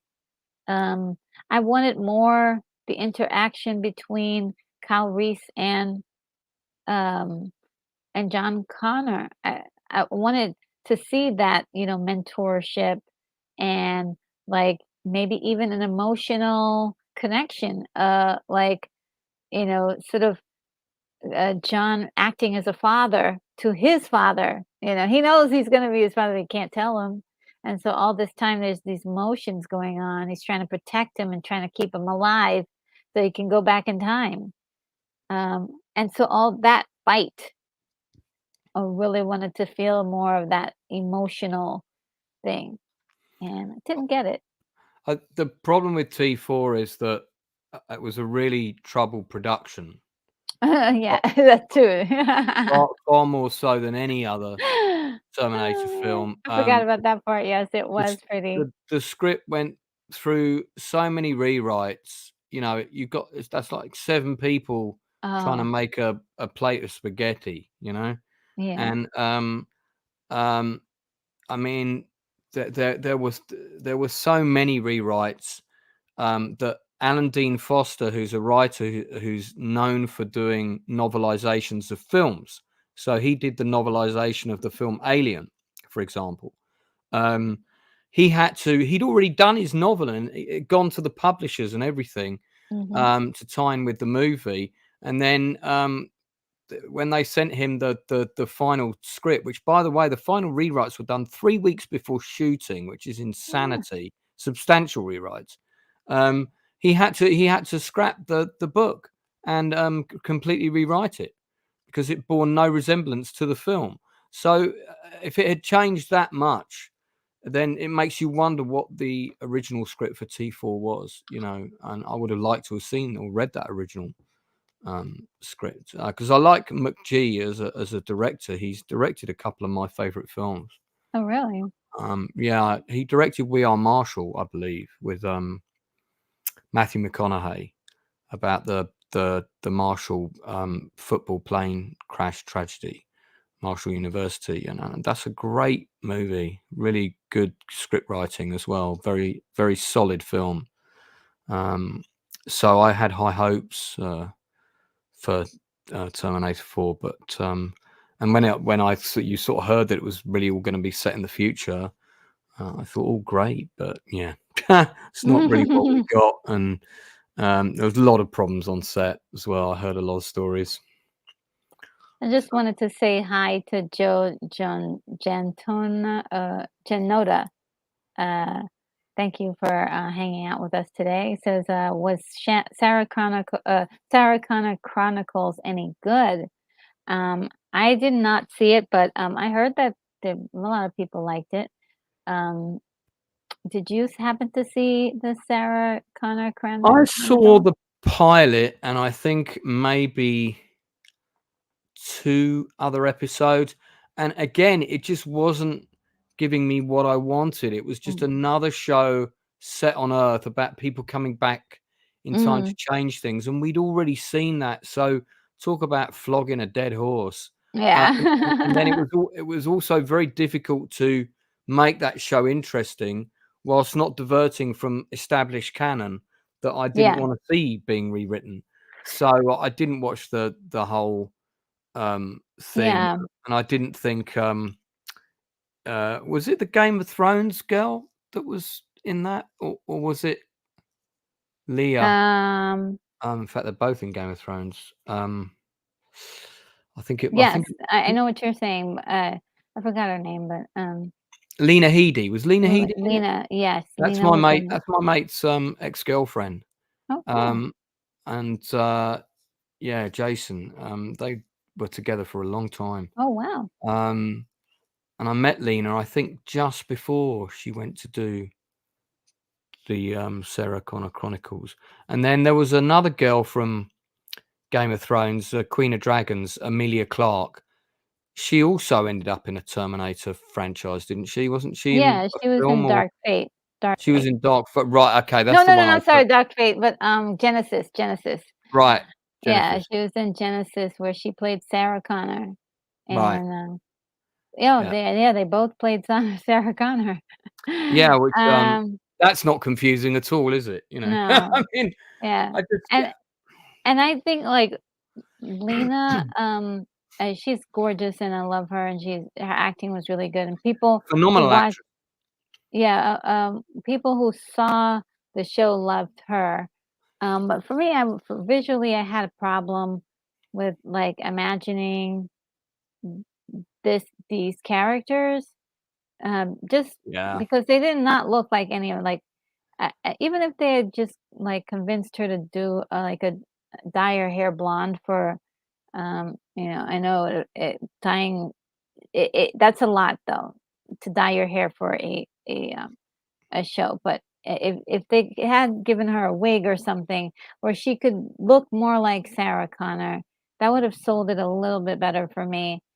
And I kind of was put off by, and that's just me, but a lot of other people loved it.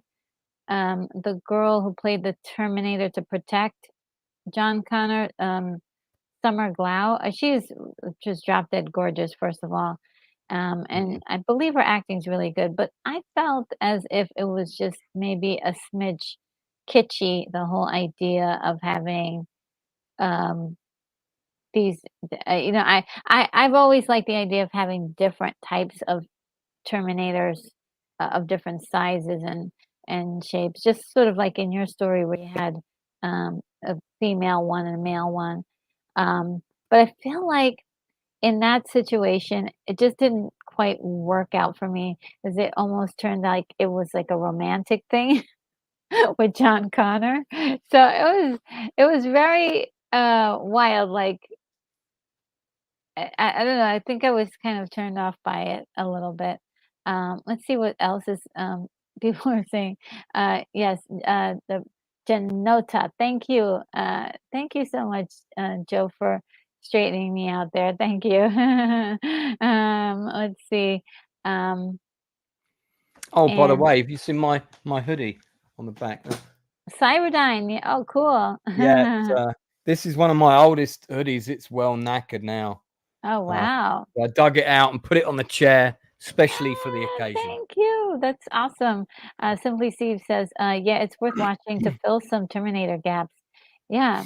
Okay, so it does have some extra information in there. Okay. And the hidden says the writer strike ended the uh um Sarah Connor Chronicles. Um it wasn't still going. You mean the one of 2000, it was, like, in the early aughts or something? I Um, there was a writer's strike around that time, but I'm not sure if that preempted the. I just don't think the viewing figures warranted it getting a second. Because how many seasons did it do? I'm not sure. That I don't remember. I'll have a quick look. Joe says, "How about Mick Flanagan to reintroduce the horror aspect?" Yeah, and, like, somebody, somebody who can really give us a little bit more little gore, a little gore. I mean, I'm not a gory. I don't like a whole bunch of gore. And please, no computer generated stuff. Like some practical stuff would be great. Like, like give me some of the practical stuff with Matt Smith AI. Maybe who knows. Oh, and Blazing Asian is here. It says honestly, T3 is the only movie I genuinely dislike. I think there's elements there that are entertaining and engaging in the other installments. I can't disagree too much because it really didn't work all the way for me as well. But Yeah, it was a nice try. Um, I I uh, gotta I gotta agree with you. I do dislike the film. yeah, it kind of was like, why are you here? Yeah. We could have just went into salvation. Oh no. Okay, warning everybody, there's a storm in my area and so power could go out. If it does, stand by for a few moments, but if it's for too long, we'll just continue next week. And Government Cheetahs is here and says he was a great Punisher. Who was a great Punisher? Uh I think he might be talking about the actor who passed away, who's in Star Wars Ahsoka, potentially, he did a Punisher movie. oh. Ray, God, Ray somebody, somebody Oh, we know. I thought it was somebody that we were just talking about because I don't see any other people. Gary says John Connor looked like a member of a boy band in a TV show. And Joe says John Bernthal would be terrifying. Um, and Government Cheese is in agreement.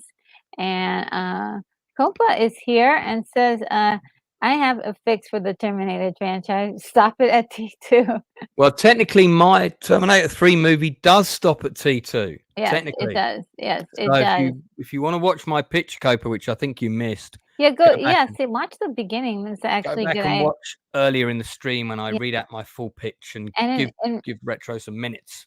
yeah, and even in the first, the first pitch that was I mentioned was exactly that, stopping at T2, and and then just attaching the end with Sarah Connor, have meeting um, up with John Connor at a playground, and that would have stopped it.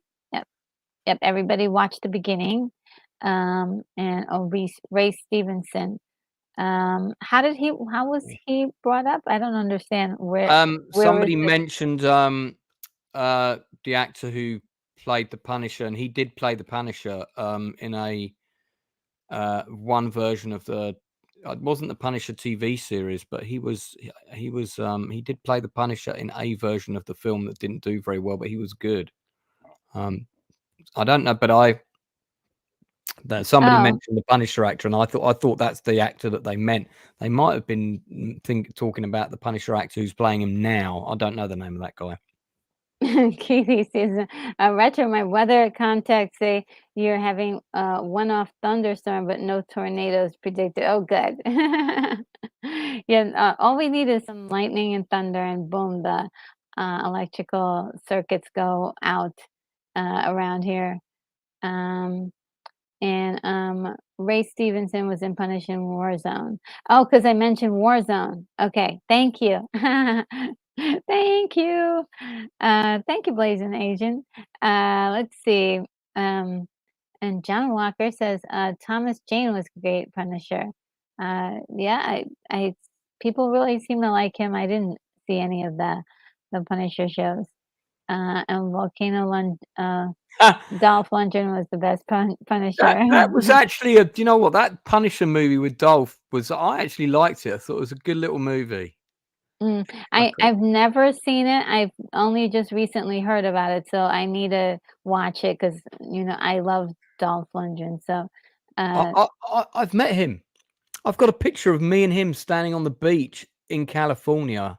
I'll see if I can find it and show you. oh, But that's cool. he just finished filming a workout video, and the director was British, and I got chatting with them. I was over in LA trying to get a job on Family Guy, I think at the time, to write for Family Guy, and obviously was not successful. But he was really lovely. He was a really nice guy, Dolph. So Gary says an electrical storm could mean the arrival of the Terminator. They're coming to get me, guys. they're coming to fix Retro's Terminator timeline and refix this stream so that our pitch for Terminator 3 does not exist. No. Gonna see if I can find that photo for you. Simply Steve says only Punisher movies I know are Dolph Lundgren, Thomas Jane, Punisher Warzone, and with Ray Stevenson. Okay. Well, let's definitely okay, and everybody wants to talk about the Punisher, but we gotta talk about Terminator. Lou Gossett Jr. was in Terminator. Okay, so I do have one more. I wouldn't say um it's sort of a pitch, but it's more like a pitch for backgrounds that was sent to me in email.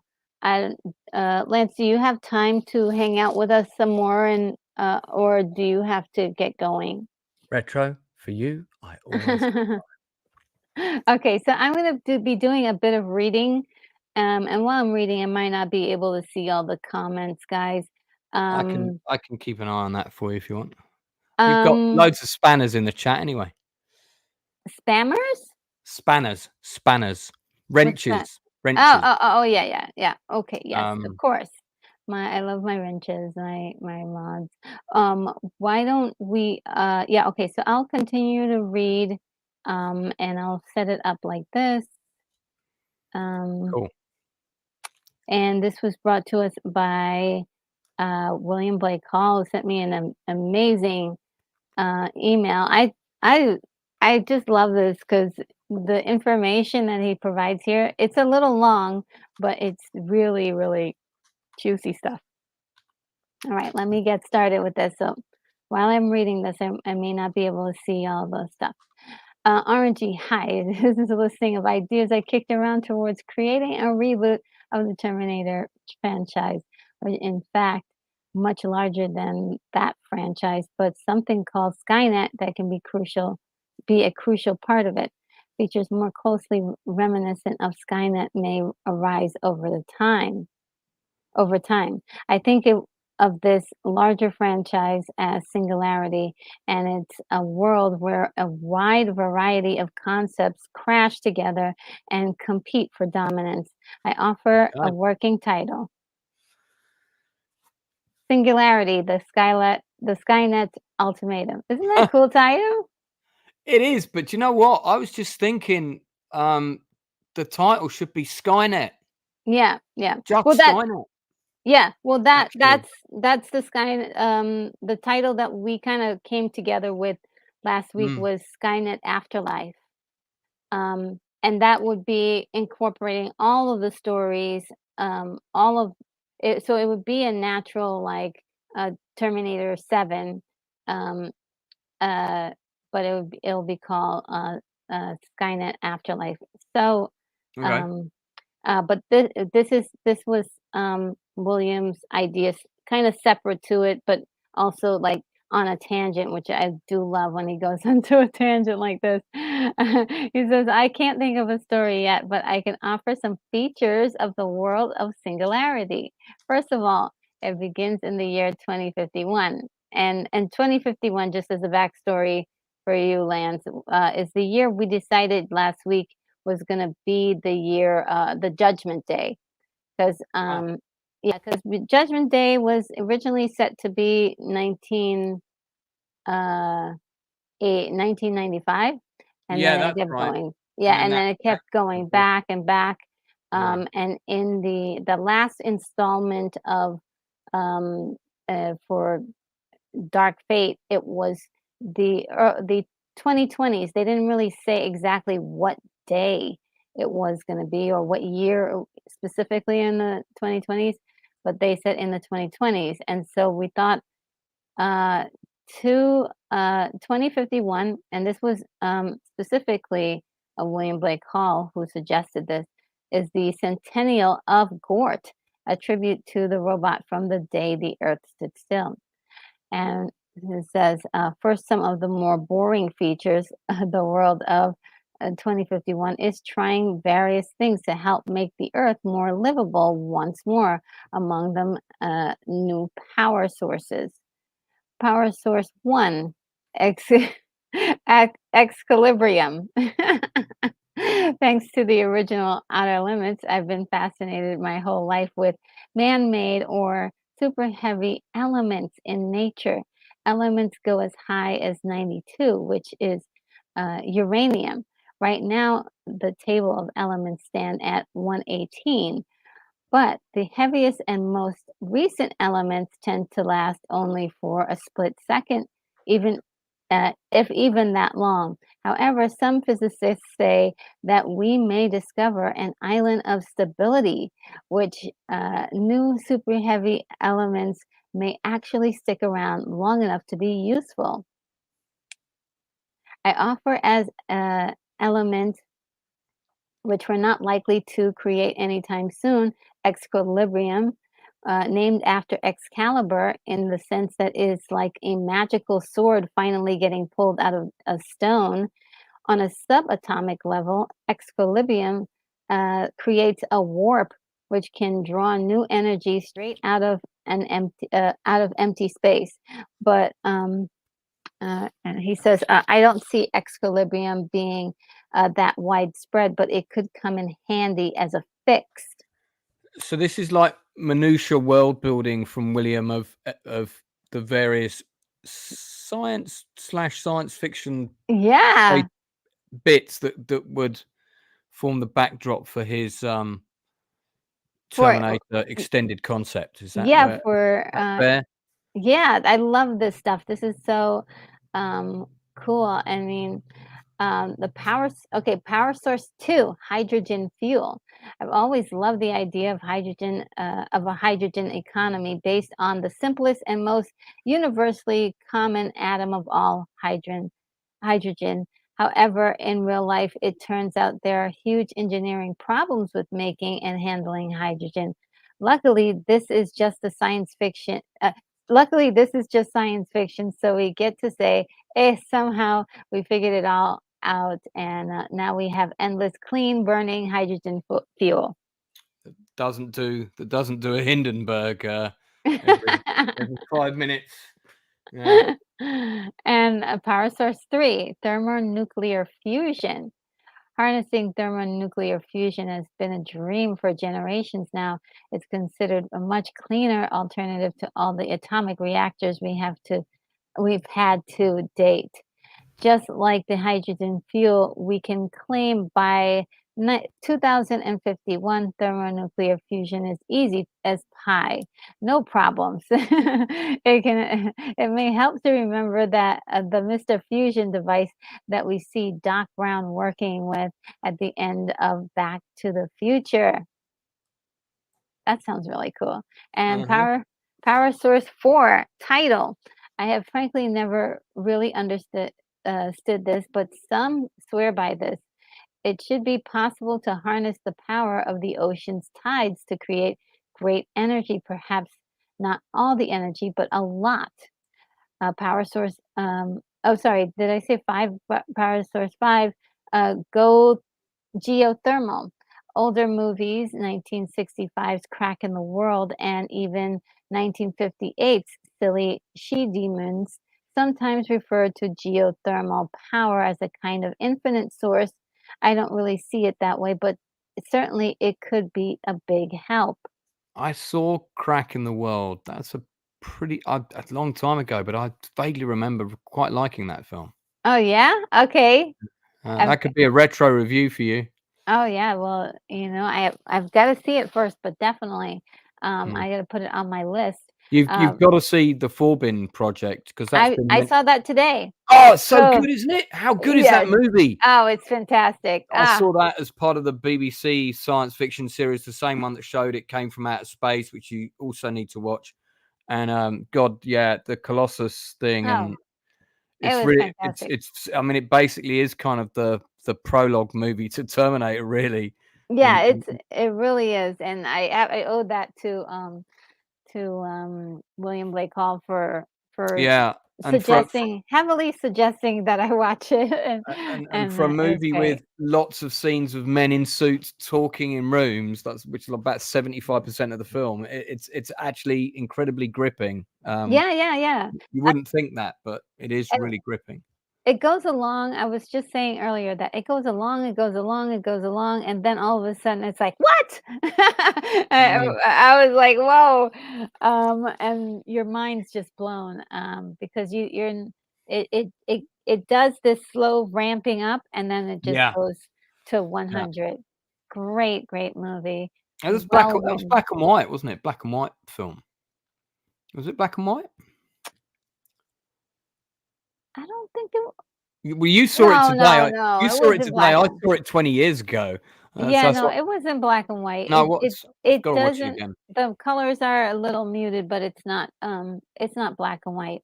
That's why I had a issue like trying to figure out if it was black and white. I was like, "What?" The colors aren't exactly popping out everywhere, It but might have been. It might have been colorized because I vaguely. Oh, do you know? No, no, no, no, no. You know what it was? I watched it on the black and white TV upstairs. The one that my parents gave me and put in my room. I'm sorry, I'm that old, folks. Yeah, I had a black and white TV once. That's yeah, why I'm good old remembering that it was in black and white because I saw it in black and white.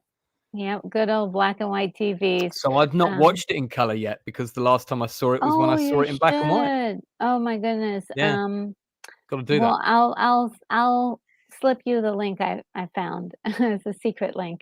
Yeah. Power. Okay, so the sixth power source is solar. Usually, we think of solar panels, but for decades now, there's been a fascination with giant space satellites capturing solar energy and turning it into microwave beams, invisible masers, as opposed to lasers of light. Considered the space lasers satellite in the Pierce Brosnan James Bond movie Die Another Day, something like that. And yes, it could be abused as a weapon. I love it. I love that. And power source 7, wind. While wind is not that sexy a power source, it might have been an excuse to deal with the possibility of extreme storm systems in the future. I think of the cursed earth in Judge Dredd. So these are how things get run and run without coal, oil, and or natural gas, any of the old fuels. However, there's still a lot of carbon in our atmosphere, and I am uh, for sequestering it.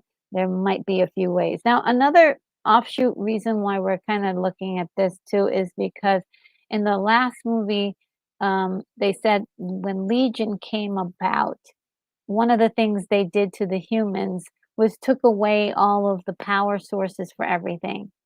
And so this is very instrumental, um, for Uh, knowing the many that, different ways you can the- still have power with that. that's mentioned in the last Terminator film, the one that I've only seen 20 Dark minutes Fate. of. Right. Yeah. Yeah, Dark Fate. And so, um, carbon extractor 1 tower trees. This one is interesting. Someone might bioengineer tower trees planted all over the world.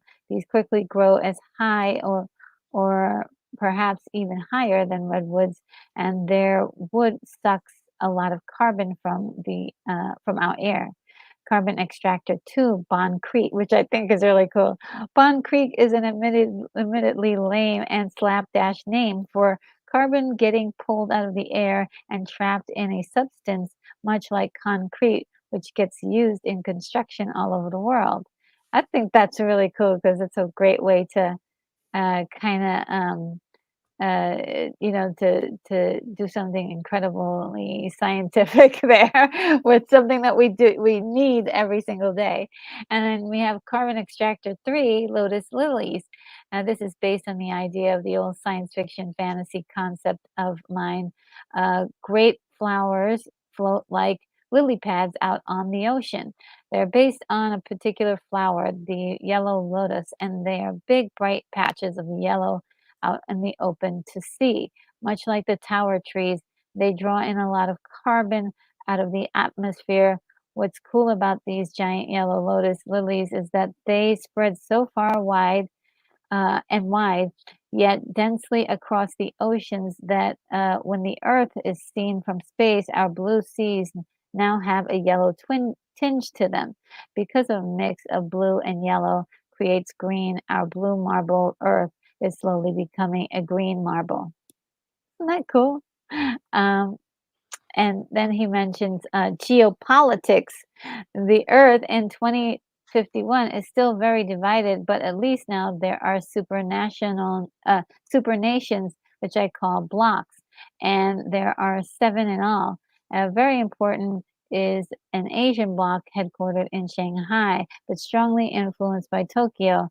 This bloc accounted for China, Japan, the Pacific Rim, and Indonesia. Oh, and yeah, Indochina.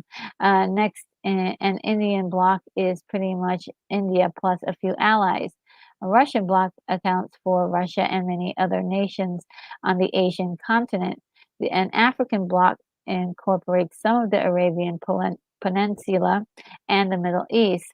The Latin bloc accounts for South America, South and Central America, and the Atlantic bloc combines North America with Western Europe and Scandinavia. However, I also offer a 7th block, the lunar block.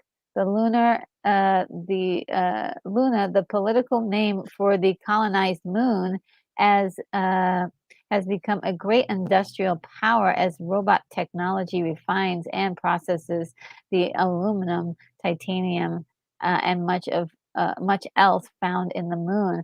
Some powers on Earth may get tired of business as usual and become allies with the lunar bloc.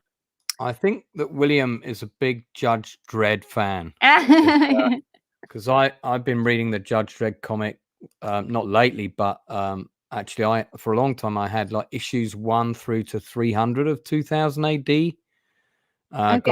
God knows where they are now. And of course, it's all blocks in 2000 AD, and there is actually a base on the moon called Luna in Judge Dredd as well. So I have a feeling William's a bit of a Judge Dredd fan because that sounds like the Judge Dredd Earth that I know. Oh, cool. Just wanted to visit the chat really quickly. Yeah. Everybody's is um Yeah, oh, you have a story here there already. Well, this is the background for many ideas for a story that William Blake Hall kind of just put together and sent to me, which I really truly appreciate because it's so wonderful.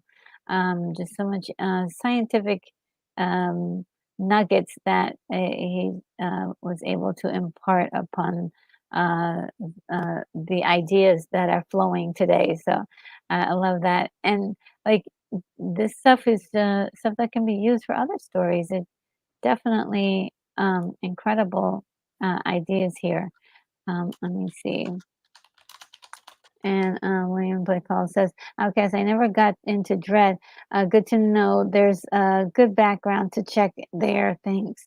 Yeah. Oh That's interesting. I could have sworn he was a Judge Dredd fan. yeah, because of the stuff that's here. Oh God, my Yeah. voice is going. That's why I have a big bottle of water next to me. Well, I did. Yeah, I've maybe. drunk Hopefully, nearly this all will of it help. now. Yeah, I mean, well, William, if you haven't read Judge Dredd, there's various compilation books you can get, and I would get some of those, purchase some of those because the art in them is amazing. I've got some in my shed actually, and the one about the war against the Soviet bloc is a really cracking 80s Cold War action Judge Dredd Oh wow. story that's preceded by the Bloc War story, and the Bloc War is actually deliberately started by the Soviet bloc in Mega City 1. They're poisoning the water supply so people are violent and aggressive and start attacking each other, and that's how the Bloc War mania starts. Oh wow. And so that when they attack Mega City 1, it's already on its knees, and that's a Ooh. great storyline. Which, if they ever do the Judge Dredd TV series, you know, that's what you want. Your kind of season 3 or your climactic season. Probably you want it to follow that storyline. It's such a good storyline as well. It got a great ending, which I don't know if I should say, but it's really good writing. Always Yeah. visualized it as a movie, you know. I think this portion is mostly inspired by Project X, right, William? I think because there is something kind of like where like parts of the world got split up in this proposed future uh, Right. in Project X, which is um, I love that movie. I love that movie. And William Blake also says Mission Impossible movies are getting a bit like terrorists messing with major water sources for the heck of it. And Blasian says Judge Dredd is amazing. The recent movie was really good, as well as Carl Urban. I think everybody did. Yeah. Oh, yeah. And so William Blake Hall says Project X gave us Sino Asia. Yeah, it had I had these like interesting concepts for a new world, um, or like a new world order, if you will. It's I've not. not seen Project X, I don't think. Oh yeah, you should see it. It's really Is it a um, animated TV series or no. It's much filmed like Colossus. Actually, it's got that, right? and it's I forgot what year. I think it was like 60. Oh, okay, so it's an 5 older. or 66 or something like that. Yeah, it is older, and, it has the same flavor as Colossus, as the way it's shot and stuff like that. Um, I may have seen it, presumably not the comedy of 2012. no, Uh, not the comedy of that. I'm just gonna read a little further on. It says, "The biggest X factor," but wait, there's more. "It's possible that the Earth is quietly, secretly getting visited by aliens." Oh! Like our modern day, who may simply appear to us in human form at first, anyway, because they come to us from out of the constellation Sagittarius. They may be called sages, or perhaps even Sagans, as in Carl Sagan. But why are they here? What do they want? Do they want to help us or exploit us? Whenever you need a radical twist in a story, these Sagittarians can help. Yeah. All right. So we have lots of background detail. So finally, what about the AIs? mm, Um, a yeah. corporate, and so he has some ideas for some corporate AIs. He says corporate AI one, Pax Gia. This is meant as a play on Pangea, a geological term for how Earth was many millions of years ago can be again with all of the continents smashed together in one single giant continent called Pangea. Pangea, Pax Jaya, is all about peace on Earth, as in Pax is Latin for peace. This is very thoughtful. This can be a system much like Klaatu referred to when he explained Gort and his duty, and his duty and function. This may also recall the concept of the sentinels from the Marvel universe. Machines constantly monitor us and protect us, presumably for our own good. Think of world peace getting sold uh, the way of Tony Stark. Uh, the ways Tony Stark sells it at the beginning of the first Iron Man movie. Also, a classic sci-fi story, The Watchbird. Hmm. And corporate AI too, Helixer. Helixer combines helix as the DNA double helix with elixir. Um, Here's where the really big bioengineering is all wrapped up. Elixir is credited with bioengineering miracle crops, which grow anywhere and end famine. Elixir is also deeply involved in human medicine and is pursuing the creation of man plus, possibly a human being better adapted to an Earth with a hotter climate. A bit like good old Tyrell Corporation. They may not be as kind as they claim to be. There's an element from Mysterious Island in there with the giant food. Ooh. Do you remember you must have seen Mysterious Island, right? I don't think so. You've not seen Mysterious Island? I'm not sure. I'm not sure. That's got retro written all over it. Yeah, I know. I'm not sure if I did. It's the one with the giant crab in it, which is animated by Ray Harryhausen. I may have seen, maybe I've seen clips of it. The guys are escaping the American Civil War. They go in a spotter air balloon. The air balloon detaches. They get blown off course. They're in a storm. They end up on a mysterious island. Mysterious things are happening on the island, and one of the things they find is overgrown sized fruit, which all turns out to be an experiment of Captain Nemo's. And there's a giant mutant chicken in the film, and there's also a giant crab which they have to attack, and then provides them with a big source of food. It's a great old movie. I would have thought you would have seen that one for sure. But there you go. I've added another one to your growing list of. I'm not sure if I've seen it. I don't. It sounds familiar. I mean, but I don't know if I've seen it or if maybe I've seen all clips, all the highlights. You might have watched it as a kid, maybe. Yeah. I mean, it sounds familiar. That's why I'm like hesitating. Corporate AI 3 or OmniVac, right? Yes, OmniVac. This name is an inside joke. There was once early computer called Univac. So as a tribute to it, Isaac Asimov wrote various stories featuring an ultimate computer called Multivac, taking Univac and increasing it to a multi. The Omni in OmniVac goes further, suggesting it's not just many.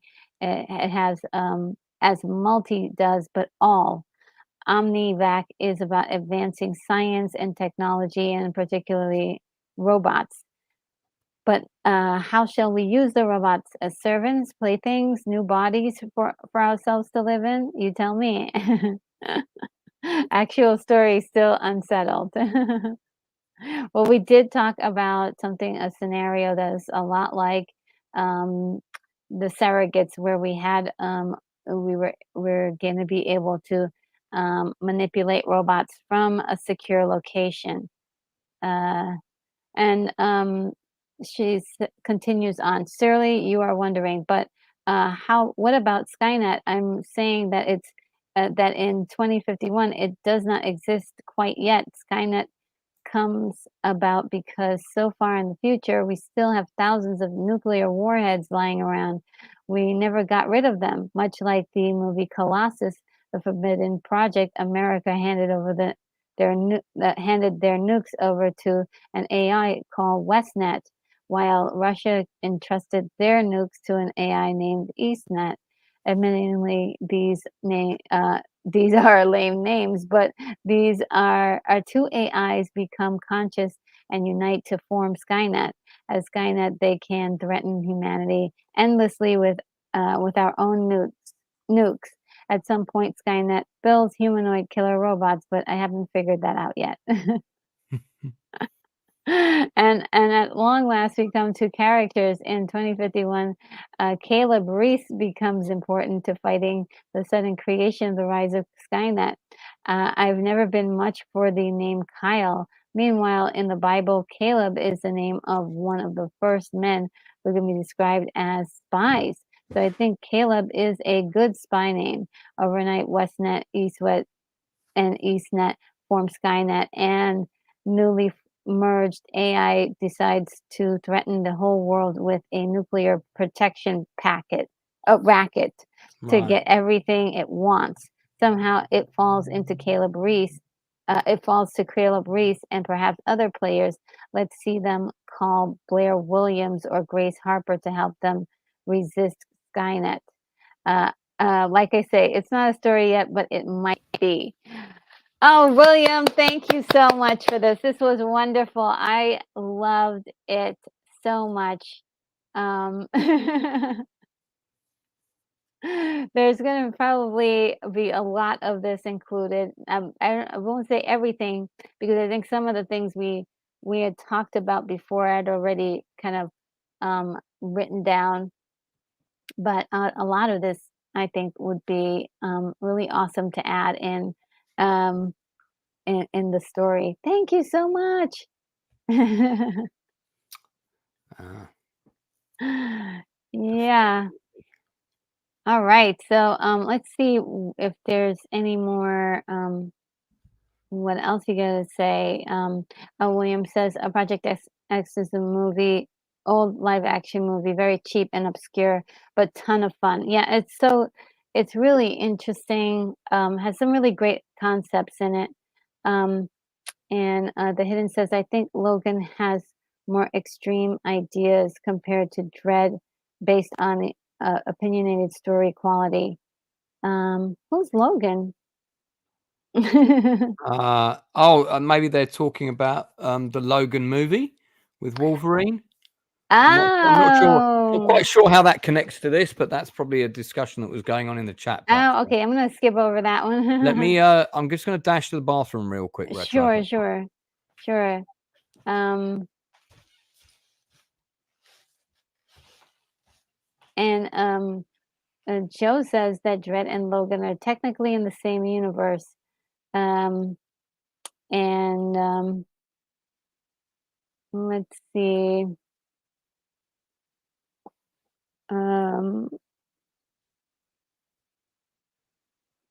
and William Blake Hall says, thanks, Lanks. We'll, of course, see the heavy borrowing of Colossus. Yes. The Hidden says, oh, this is more talk about Dread. And Unicorn Rampant Studio says, nice work, though, our William Blake Hall. Yes, that was really great. I really appreciate that really in-depth email and just like all the juicy little nuggets of that world, because then you can start like knowing like all those little details to like figure out, okay, how should it go, so how should it start to form up, because I think sometimes, and definitely I won't mention any other like franchises or anything, but sometimes the lack of detail is really what gets a lot of these stories in trouble, and they lose the the continuity, and the power of continuity is great. I mean, as a fan, we just love it. Oh, Mm. okay. So the Hidden says I was referencing Logan's Run, a 70s movie. Oh, Oh, okay. yeah. Oh, I yes. love that film. Oh, and by the way, there are features of Logan's Run that are going to be in the story as well, because I think Logan's Run is a nice apocalyptic storyline that that has a lot of merit, and Did you ever especially see the TV show of Logan's Run?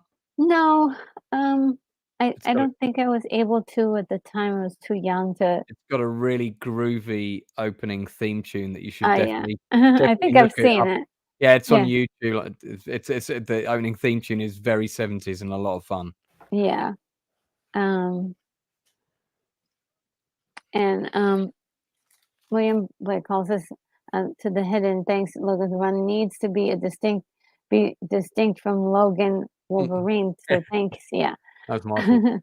Yeah, because for me, I did not see the Logan movie, but I did see Logan's Run. um, yeah, okay, so well, I think next week we'll just I will continue to write the rest of the story. It has been really wild because I do have a lot of it already, and I think I need to remove uh, when you write and you have so much stuff, you need to remove some stuff out Yeah. of it. So you're collating all these ideas together to form the ultimate retro Terminator movie. Is that what's happening? Yes, and also incorporating all of the movies, which is really Oh, not you easy. yeah, Yeah. I took the easy way out. I did it. This Forget is a that smart movie way. exists where we're, Oh yeah, my god, let me just tell you that how much I love that idea because there are several ways to go about it, right? Like just add that little piece at the end of Terminator 2 uh and and do exactly what you did where you went into the bowels of the the telling of how it all began, how it all happened, even though it takes place further along in the future. yeah. But it's a future that now it kind of like no longer exists, but it has to exist in order to come full circle.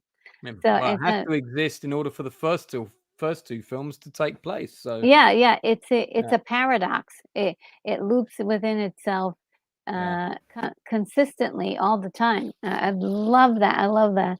Um, so Um, the missing piece or the missing link is also what I would call it. But and wait a minute, what is this? I have Gary seen says Hardware. 19. Um, I not only have I seen Hardware and I saw it at the cinema, but I've met Richard Stanley and I went to his flat in London. Oh wow. A friend of mine, I think her name, actually, I can't remember her name now and think about it, but a friend of mine was a friend of his, and she got to invite me there. And this was just after he'd come out of directing that movie he did with Val Kilmer that was a total nightmare with Marlon Brando, Oh yeah. Island of Dr. Moreau. Yeah. That's And sad. he told us everything that happened from his point of view. So I've heard that story. That was the first time I'd met a director that had been devastated and mentally traumatized by an Oh wow. experience in the industry, which really probably should have been a signpost to put me off and said, "Lance, get out now." But I didn't listen. But he was a very nice man. He lives in a remote village in France now and is out of the industry completely. And yeah, I have seen Hardware. Quite liked it. Was okay, you know. I liked I've Dust never Devil. seen it. He did a movie called Dust Devil as well, and I quite liked that. Oh Um, yeah. yeah, Yeah, I've never seen Hardware. it's got But I wrote it down. Porkins from Star Wars is in Hardware. Oh, okay. You know, I've got a little trouble here. X-wing goes down. That guy. And the hidden says, after we get done with the Terminator, can we fix Paramount and Hasbro's GI Joe problem? Retro Girl. I don't know. I think I saw the first GI Joe movie a long time ago. That's all I know of the GI Joe situation. I did see the TV show and the movie back in the '80s, animated one, which I thought was really good. Um, but yeah, I'm not very well versed in that. But I will keep a lookout for anything to do with that.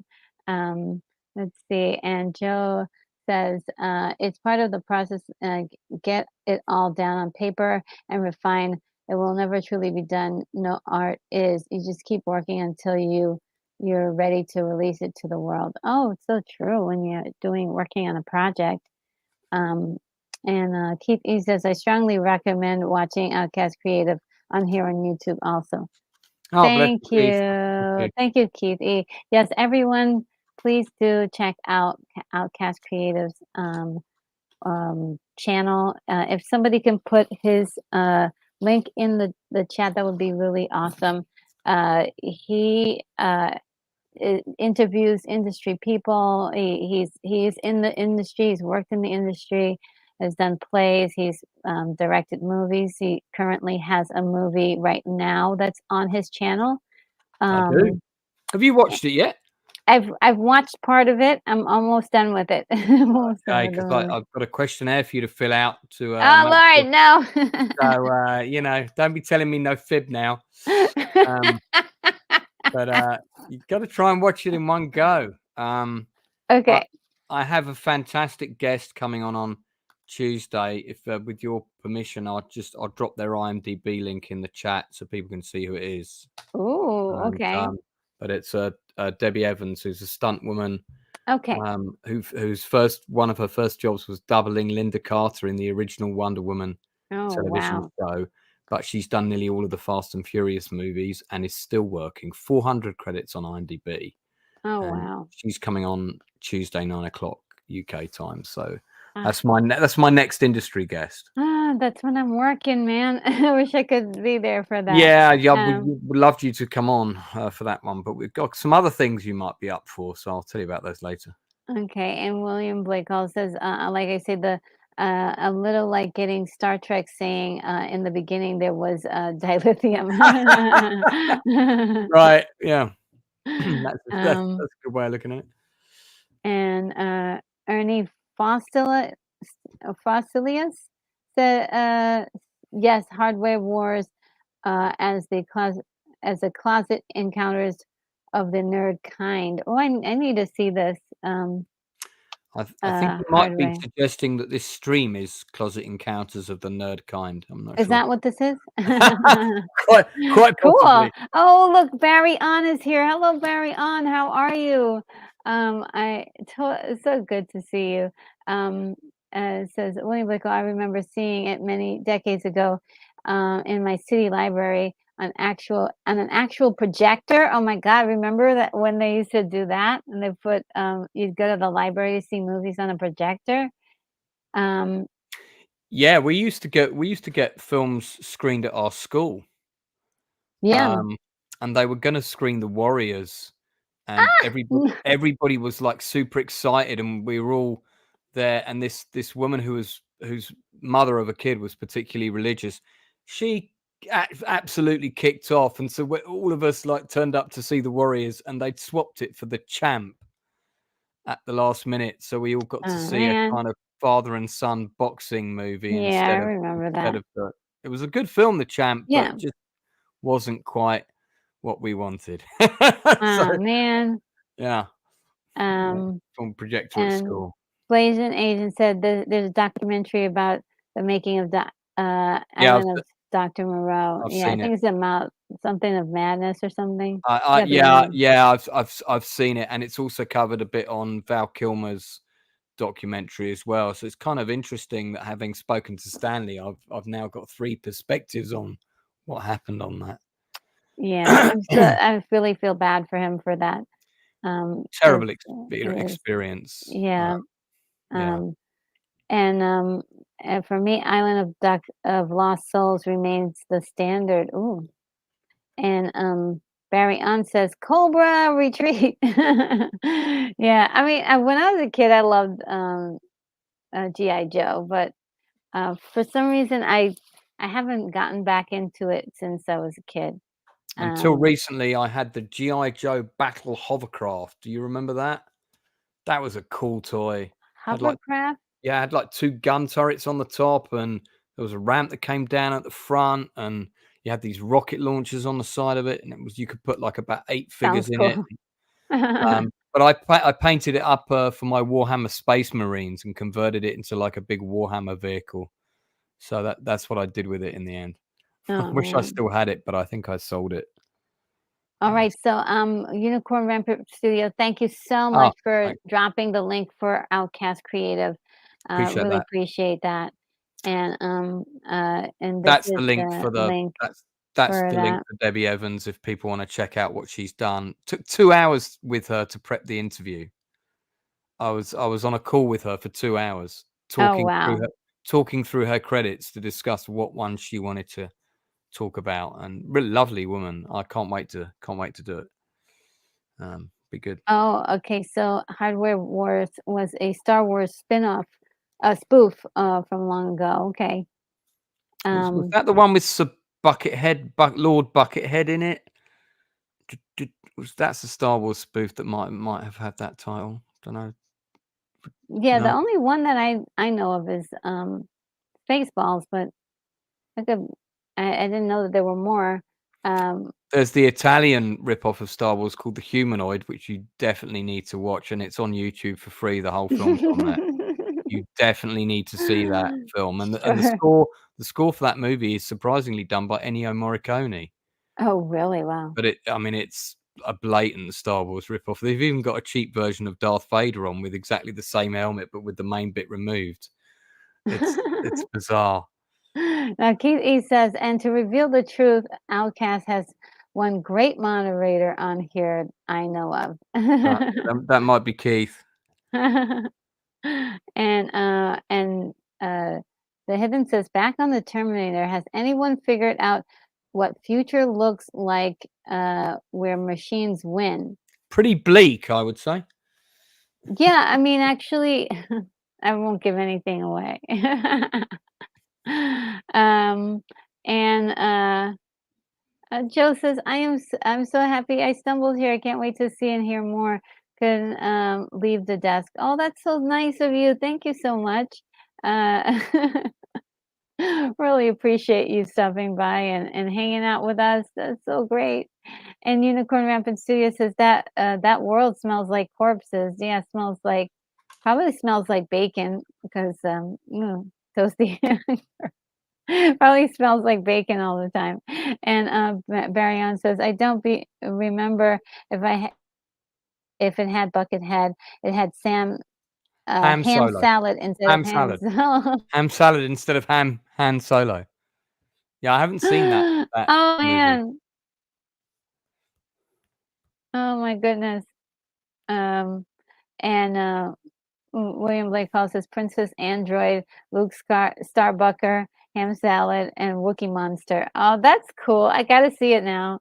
Yeah, Gary yeah, says, yeah. Gremloids, Buckethead, So uh, Gremloids is the Star Wars rip-off with Lord Buckethead and in it. Famous for the only film probably featuring a battle with flying shopping carts firing lasers at each other. I kid you not. wow. Yeah. All right, guys. I think this will be great. We've been talking for a good half hour. And thank you so very much, Lance, for stopping by with your wonderful Oh, no worries. treatment. And really quickly, I just wanted to run through a few things that are coming up. Of course, today is Saturday, Friday. Wow, feels like a God, yeah, different day, this week's gone super fast. right? Yeah, It's unbelievable. yeah. But tomorrow, I will be an hour later than normal, guys. A friend of mine, Lorena Creole, is doing is celebrating her 5,000 subscribers. Ooh, And I just want to just stop by and celebrate with her for just a small bit of time. Ah, So that'll be at 6 o'clock at her channel. Um, uh, and that's when I'll be over there. But I am going to do the watch party at 7 p.m. tomorrow. I hope that's okay with you guys. It just I know I don't like shifting around the time too much. But this is she's not, it's the one time that you to celebrate something so special. So I just want to be there for her. Um I love and Lorena. I've met Lorena in person. So yeah. yeah. Oh, that's right. You told me that you met her in person. Yeah, there's a little video when I went to what was it, Alligator World or Crocodile World or whichever one it is in Florida, and yeah, on that video there's a couple of pictures of us together because she met me after me and my friends had been to the park and we all went for dinner, so that was wicked. Yeah. And let's see. I also wanted to let you guys know a little bit about what's happening next week because, of course, I have live streams Wednesday, Fridays, and Saturdays. But next Wednesday, I will be reviewing a movie. And can you guess what that movie is? Gremloids? No. A modern movie. Oh, a modern movie. Yeah, yeah. Oppenheimer or Barbie? It's gonna be Oppenheimer. I've already done 3 hours of reviewing Barbie. So now it's time for me to go for Did Oppenheimer. you like the Barbie film? Yes, I adored it. It was I thought it was brilliant. Um, and I explained all the reasons why in my 3 hours. Okay. Where I was a I haven't deep seen it. dive. I went into a super, super deep dive and pulled out all sorts of references, and I still had tons more that I like at least another hour or 2 of content I could have gone on with. But oh yes, William, tomorrow 7 p.m. Outland. I'm sorry, not 7 p.m., but it'll be 7 p.m. my time, but it will be an hour later than normal to see Outland. Great film. Have Yeah, you watched it before, or will that be the first time you're seeing it? this will be the first time. Oh, well, you're in for a treat. And the lady who plays the doctor on the station Yeah. is a friend of mine. What? Um, she's a British actress. Um, and she was at the June premiere actually. So I saw her not that long ago. Is she doing well? Yeah, yeah, Wow. she's on the British stage all the Oh, time. wow. Um, so she's still working. She's still doing stuff now. She was quite young when she did Outland, and she had a few Sean Connery stories for me. Uh, Okay. everybody's And always she got and she plays the doctor? yeah. I forget the name of the character that she plays on the station, but the name of the actress I'm talking about is Annie Domingo. She's also a writer. Um, and I think it's like Dr. Mortimer or Morton, something like that in the show. Mhm. Um, so yeah, she's in it. And if you watch closely, you'll also see a very young Clark Peters in the film, who of course had a massive role in the TV show The Wire. You Okay. know, you've got some other big names like Peter Boyle, Oh, yeah. James Seeking's in there. So there's a few faces you're gonna recognize from various things. It's a great movie. It's a western in space, basically. High Noon in Space. Mhm. It's, yeah. So Yeah, I've pretty much been everyone here has been saying, "You've gotta watch it." And I was it's like, good. I've "Okay." Finally got the got myself a DVD. copy and watched it. Got the DVD. Haven't got the Yeah. Blu-ray, but I got the DVD. Cool, cool. Hopefully you have time to join me tomorrow. Let's see. Uh, Rosa says, "Can you see my comment?" Sorry, you're talking to those guys. Okay, sorry. Unicorn Rampant Studios saying the real world is not real. Yes, that was my point in when my Barbie review, which became a funny thing that I kept saying. And let's see. Uh, and Unicorn Rampant Studios says the people playing with the dolls are the real people. Yes, they are. And I'm one of them because I love playing with dolls. Um, I no, love playing with Rogan, you're action definitely figures. not expelled. I don't know how you think that. Yeah. And then let's see, William. A long while back, you yourself said hit the lights. I assume hit the likes. Okay, yes, yes. Hit the Everyone, likes. please hit Hit the the likes. Yeah. do hit the like button if you can, so that way that can push this video out to as many people if you like the video, of course, because the AI that's running all of this, the algorithm, I said the other day, I got confirmation that for sure that the algorithm loves it when people hit the like button. It pushes your content out there to more people Mm. that have similar interests. So At please least we do. hope so. No, it's true. Yeah. I've got confirmation from someone who's an expert at a YouTube expert. Oh, Really, well, that's all. I took your advice, and I've been going through all my back catalogue and timestamping absolutely everything. Oh, So, good. nearly all of my industry interviews have been timestamped now. Oh, good. Oh, Um, good. I don't know. Yeah. I don't know why Brogu thinks he's being ignored, because I've read all of his comments that have, as we've been going along. I just don't. It's not my job to read them out. Did you say something that I needed to know? What did you say? I don't know. He must have Um, said something earlier that he thought was important that somehow we missed. he wants Keith E. and William to respond to him. I Okay. don't know what they said. Mm, So, I'm just seeing if there was Brogu also said hit the likes. See, it was the lights. Yeah, but yeah. okay. So Yeah, I'm not maybe it sure. was to do with that. I think it was to do with that. Oh, okay. Yeah. Um, yeah, and also, let's see. Did I finish saying what I was gonna okay, so I was trying to say what just to let you guys know, I'm not exactly looking at the screen right now, so I'm looking at other like something, um I can't see your comments at the moment while I'm off screen.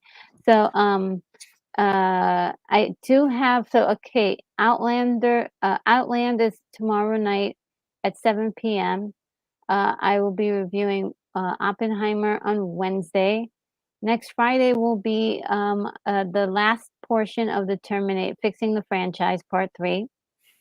And then, not this Saturday, but next Saturday, the 19th, I will be doing a watch party for Heavy Metal 1981, guys. Oh, that's the movie with all the big boobies and lots What? of No, we're like. not supposed to talk about stuff like that. But that's the movie. That's what's in it, though. It's like a very like. Maybe there may be some characters like that, but we talk around that stuff. Remember? There's a there's a whole sequence in. Is it Family Guy that parodies that movie? Or I think it might be American Dad, actually, and they parody one of the animated sequences, and it's very, very funny. I'll leave that there. Okay. Oh, South Park, South Park. Okay, South Park. It might be. Yeah, it's Yeah, good. yeah. Good. Yeah. Yeah. Okay. Well, it is time to get going. It's Yeah. been On that point, yeah. it's time to leave the space It's station. like I'll get my coat. yeah, it's been 2 hours of reading and am getting exhausted. So I think I'm gonna cut it off. I think we've done enough for the franchise, but again, don't forget that and um I I do miss the Terminator dog story. Okay. Okay. So yeah, I'm gonna get going. So without further ado, guys, I really hope that you enjoy the rest of your evening. And let's see if I can find the video. I have a 3-minute video in which you can say goodbye to all the friends that we have in the chat today. There were so many of us, so many new faces. And so we can say goodbye to them as well. Any last comments you have for me or anything you think maybe I should add to my story next week? Any extra ideas that you feel might be interesting? And or anything that you might want to leave for Lance. You might want to say some last parting words to Lance. Can I also extend my thanks to Retro for having me on once again? Aw. I particularly enjoy doing these on a Friday if I'm not out doing that. Oh, So, yeah. which is only on the first Friday of the month is when I go clubbing. Oh, So cool. Is that true? yeah, first Friday of the month there's a club called Age Against the Machine. It's for over 30s and they play 70s, 80s, and 90s music. Nice. So what's great about it is I don't feel like the oldest person on the dance floor. Do you want to see a funny picture of it? Because I had my uh, birthday party there. Should I show you that real quick? okay, you can show. It is pretty hilarious. I think chat will. So I'm free to come on the streams and unless I'm at Age Against the Machine. There you go. That's a still taken from my birthday party All right, let's that show I had it. at the club. That's from their official website. And the co-founder of the Outcast Creative is the guy that looks very drunk in the middle. That's Dickon. So, and then there's Chris, my friend Chris, and Mariam, who was one of the actors in the last play that I directed, and my Oh, friend cool. Bo, who's an American from Brooklyn. So second from the left. There you go. That's Age Against the Machine. Anyway, so Oh, that's where cool. that's where I am. First Friday of every Just toss month. that in there. Okay. Yeah. Well, I'm gonna I'm gonna now play that little video that I was telling you guys about. Thank you for that quick little picture. I wish I had something like that around where I am at. Oh look, But there's a super chat. Don't forget what? that. What? Okay. Oh gosh. Yeah. Oh, Unicorn Rampant Studio. Thank you so much. You are so sweet. Says thanks, Retro and Lance, and William Blake Hall, and the Austin guy for all the world building and loop closing.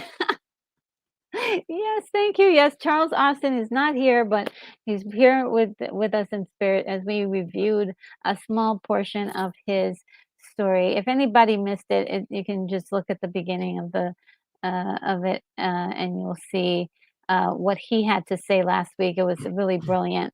But thank you so much. I do have a special thank you for you, as usual. Um, I'll surprise you with something special.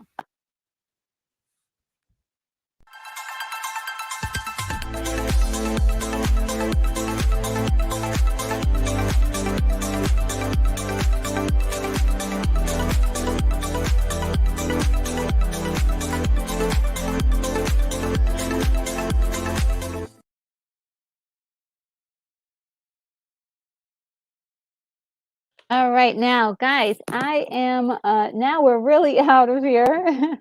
Let's see if I can I remove thought this. that was us out of here. Oh no, not yet. I gotta I gotta put on the other thing. Just I The other needed to thing. say thank you for my wonderful super chat here, and let's see. Um, and now I have to find the video again. There we go. Guys, without further ado, I bid you adieu, and I will see you in the next video. Mwah!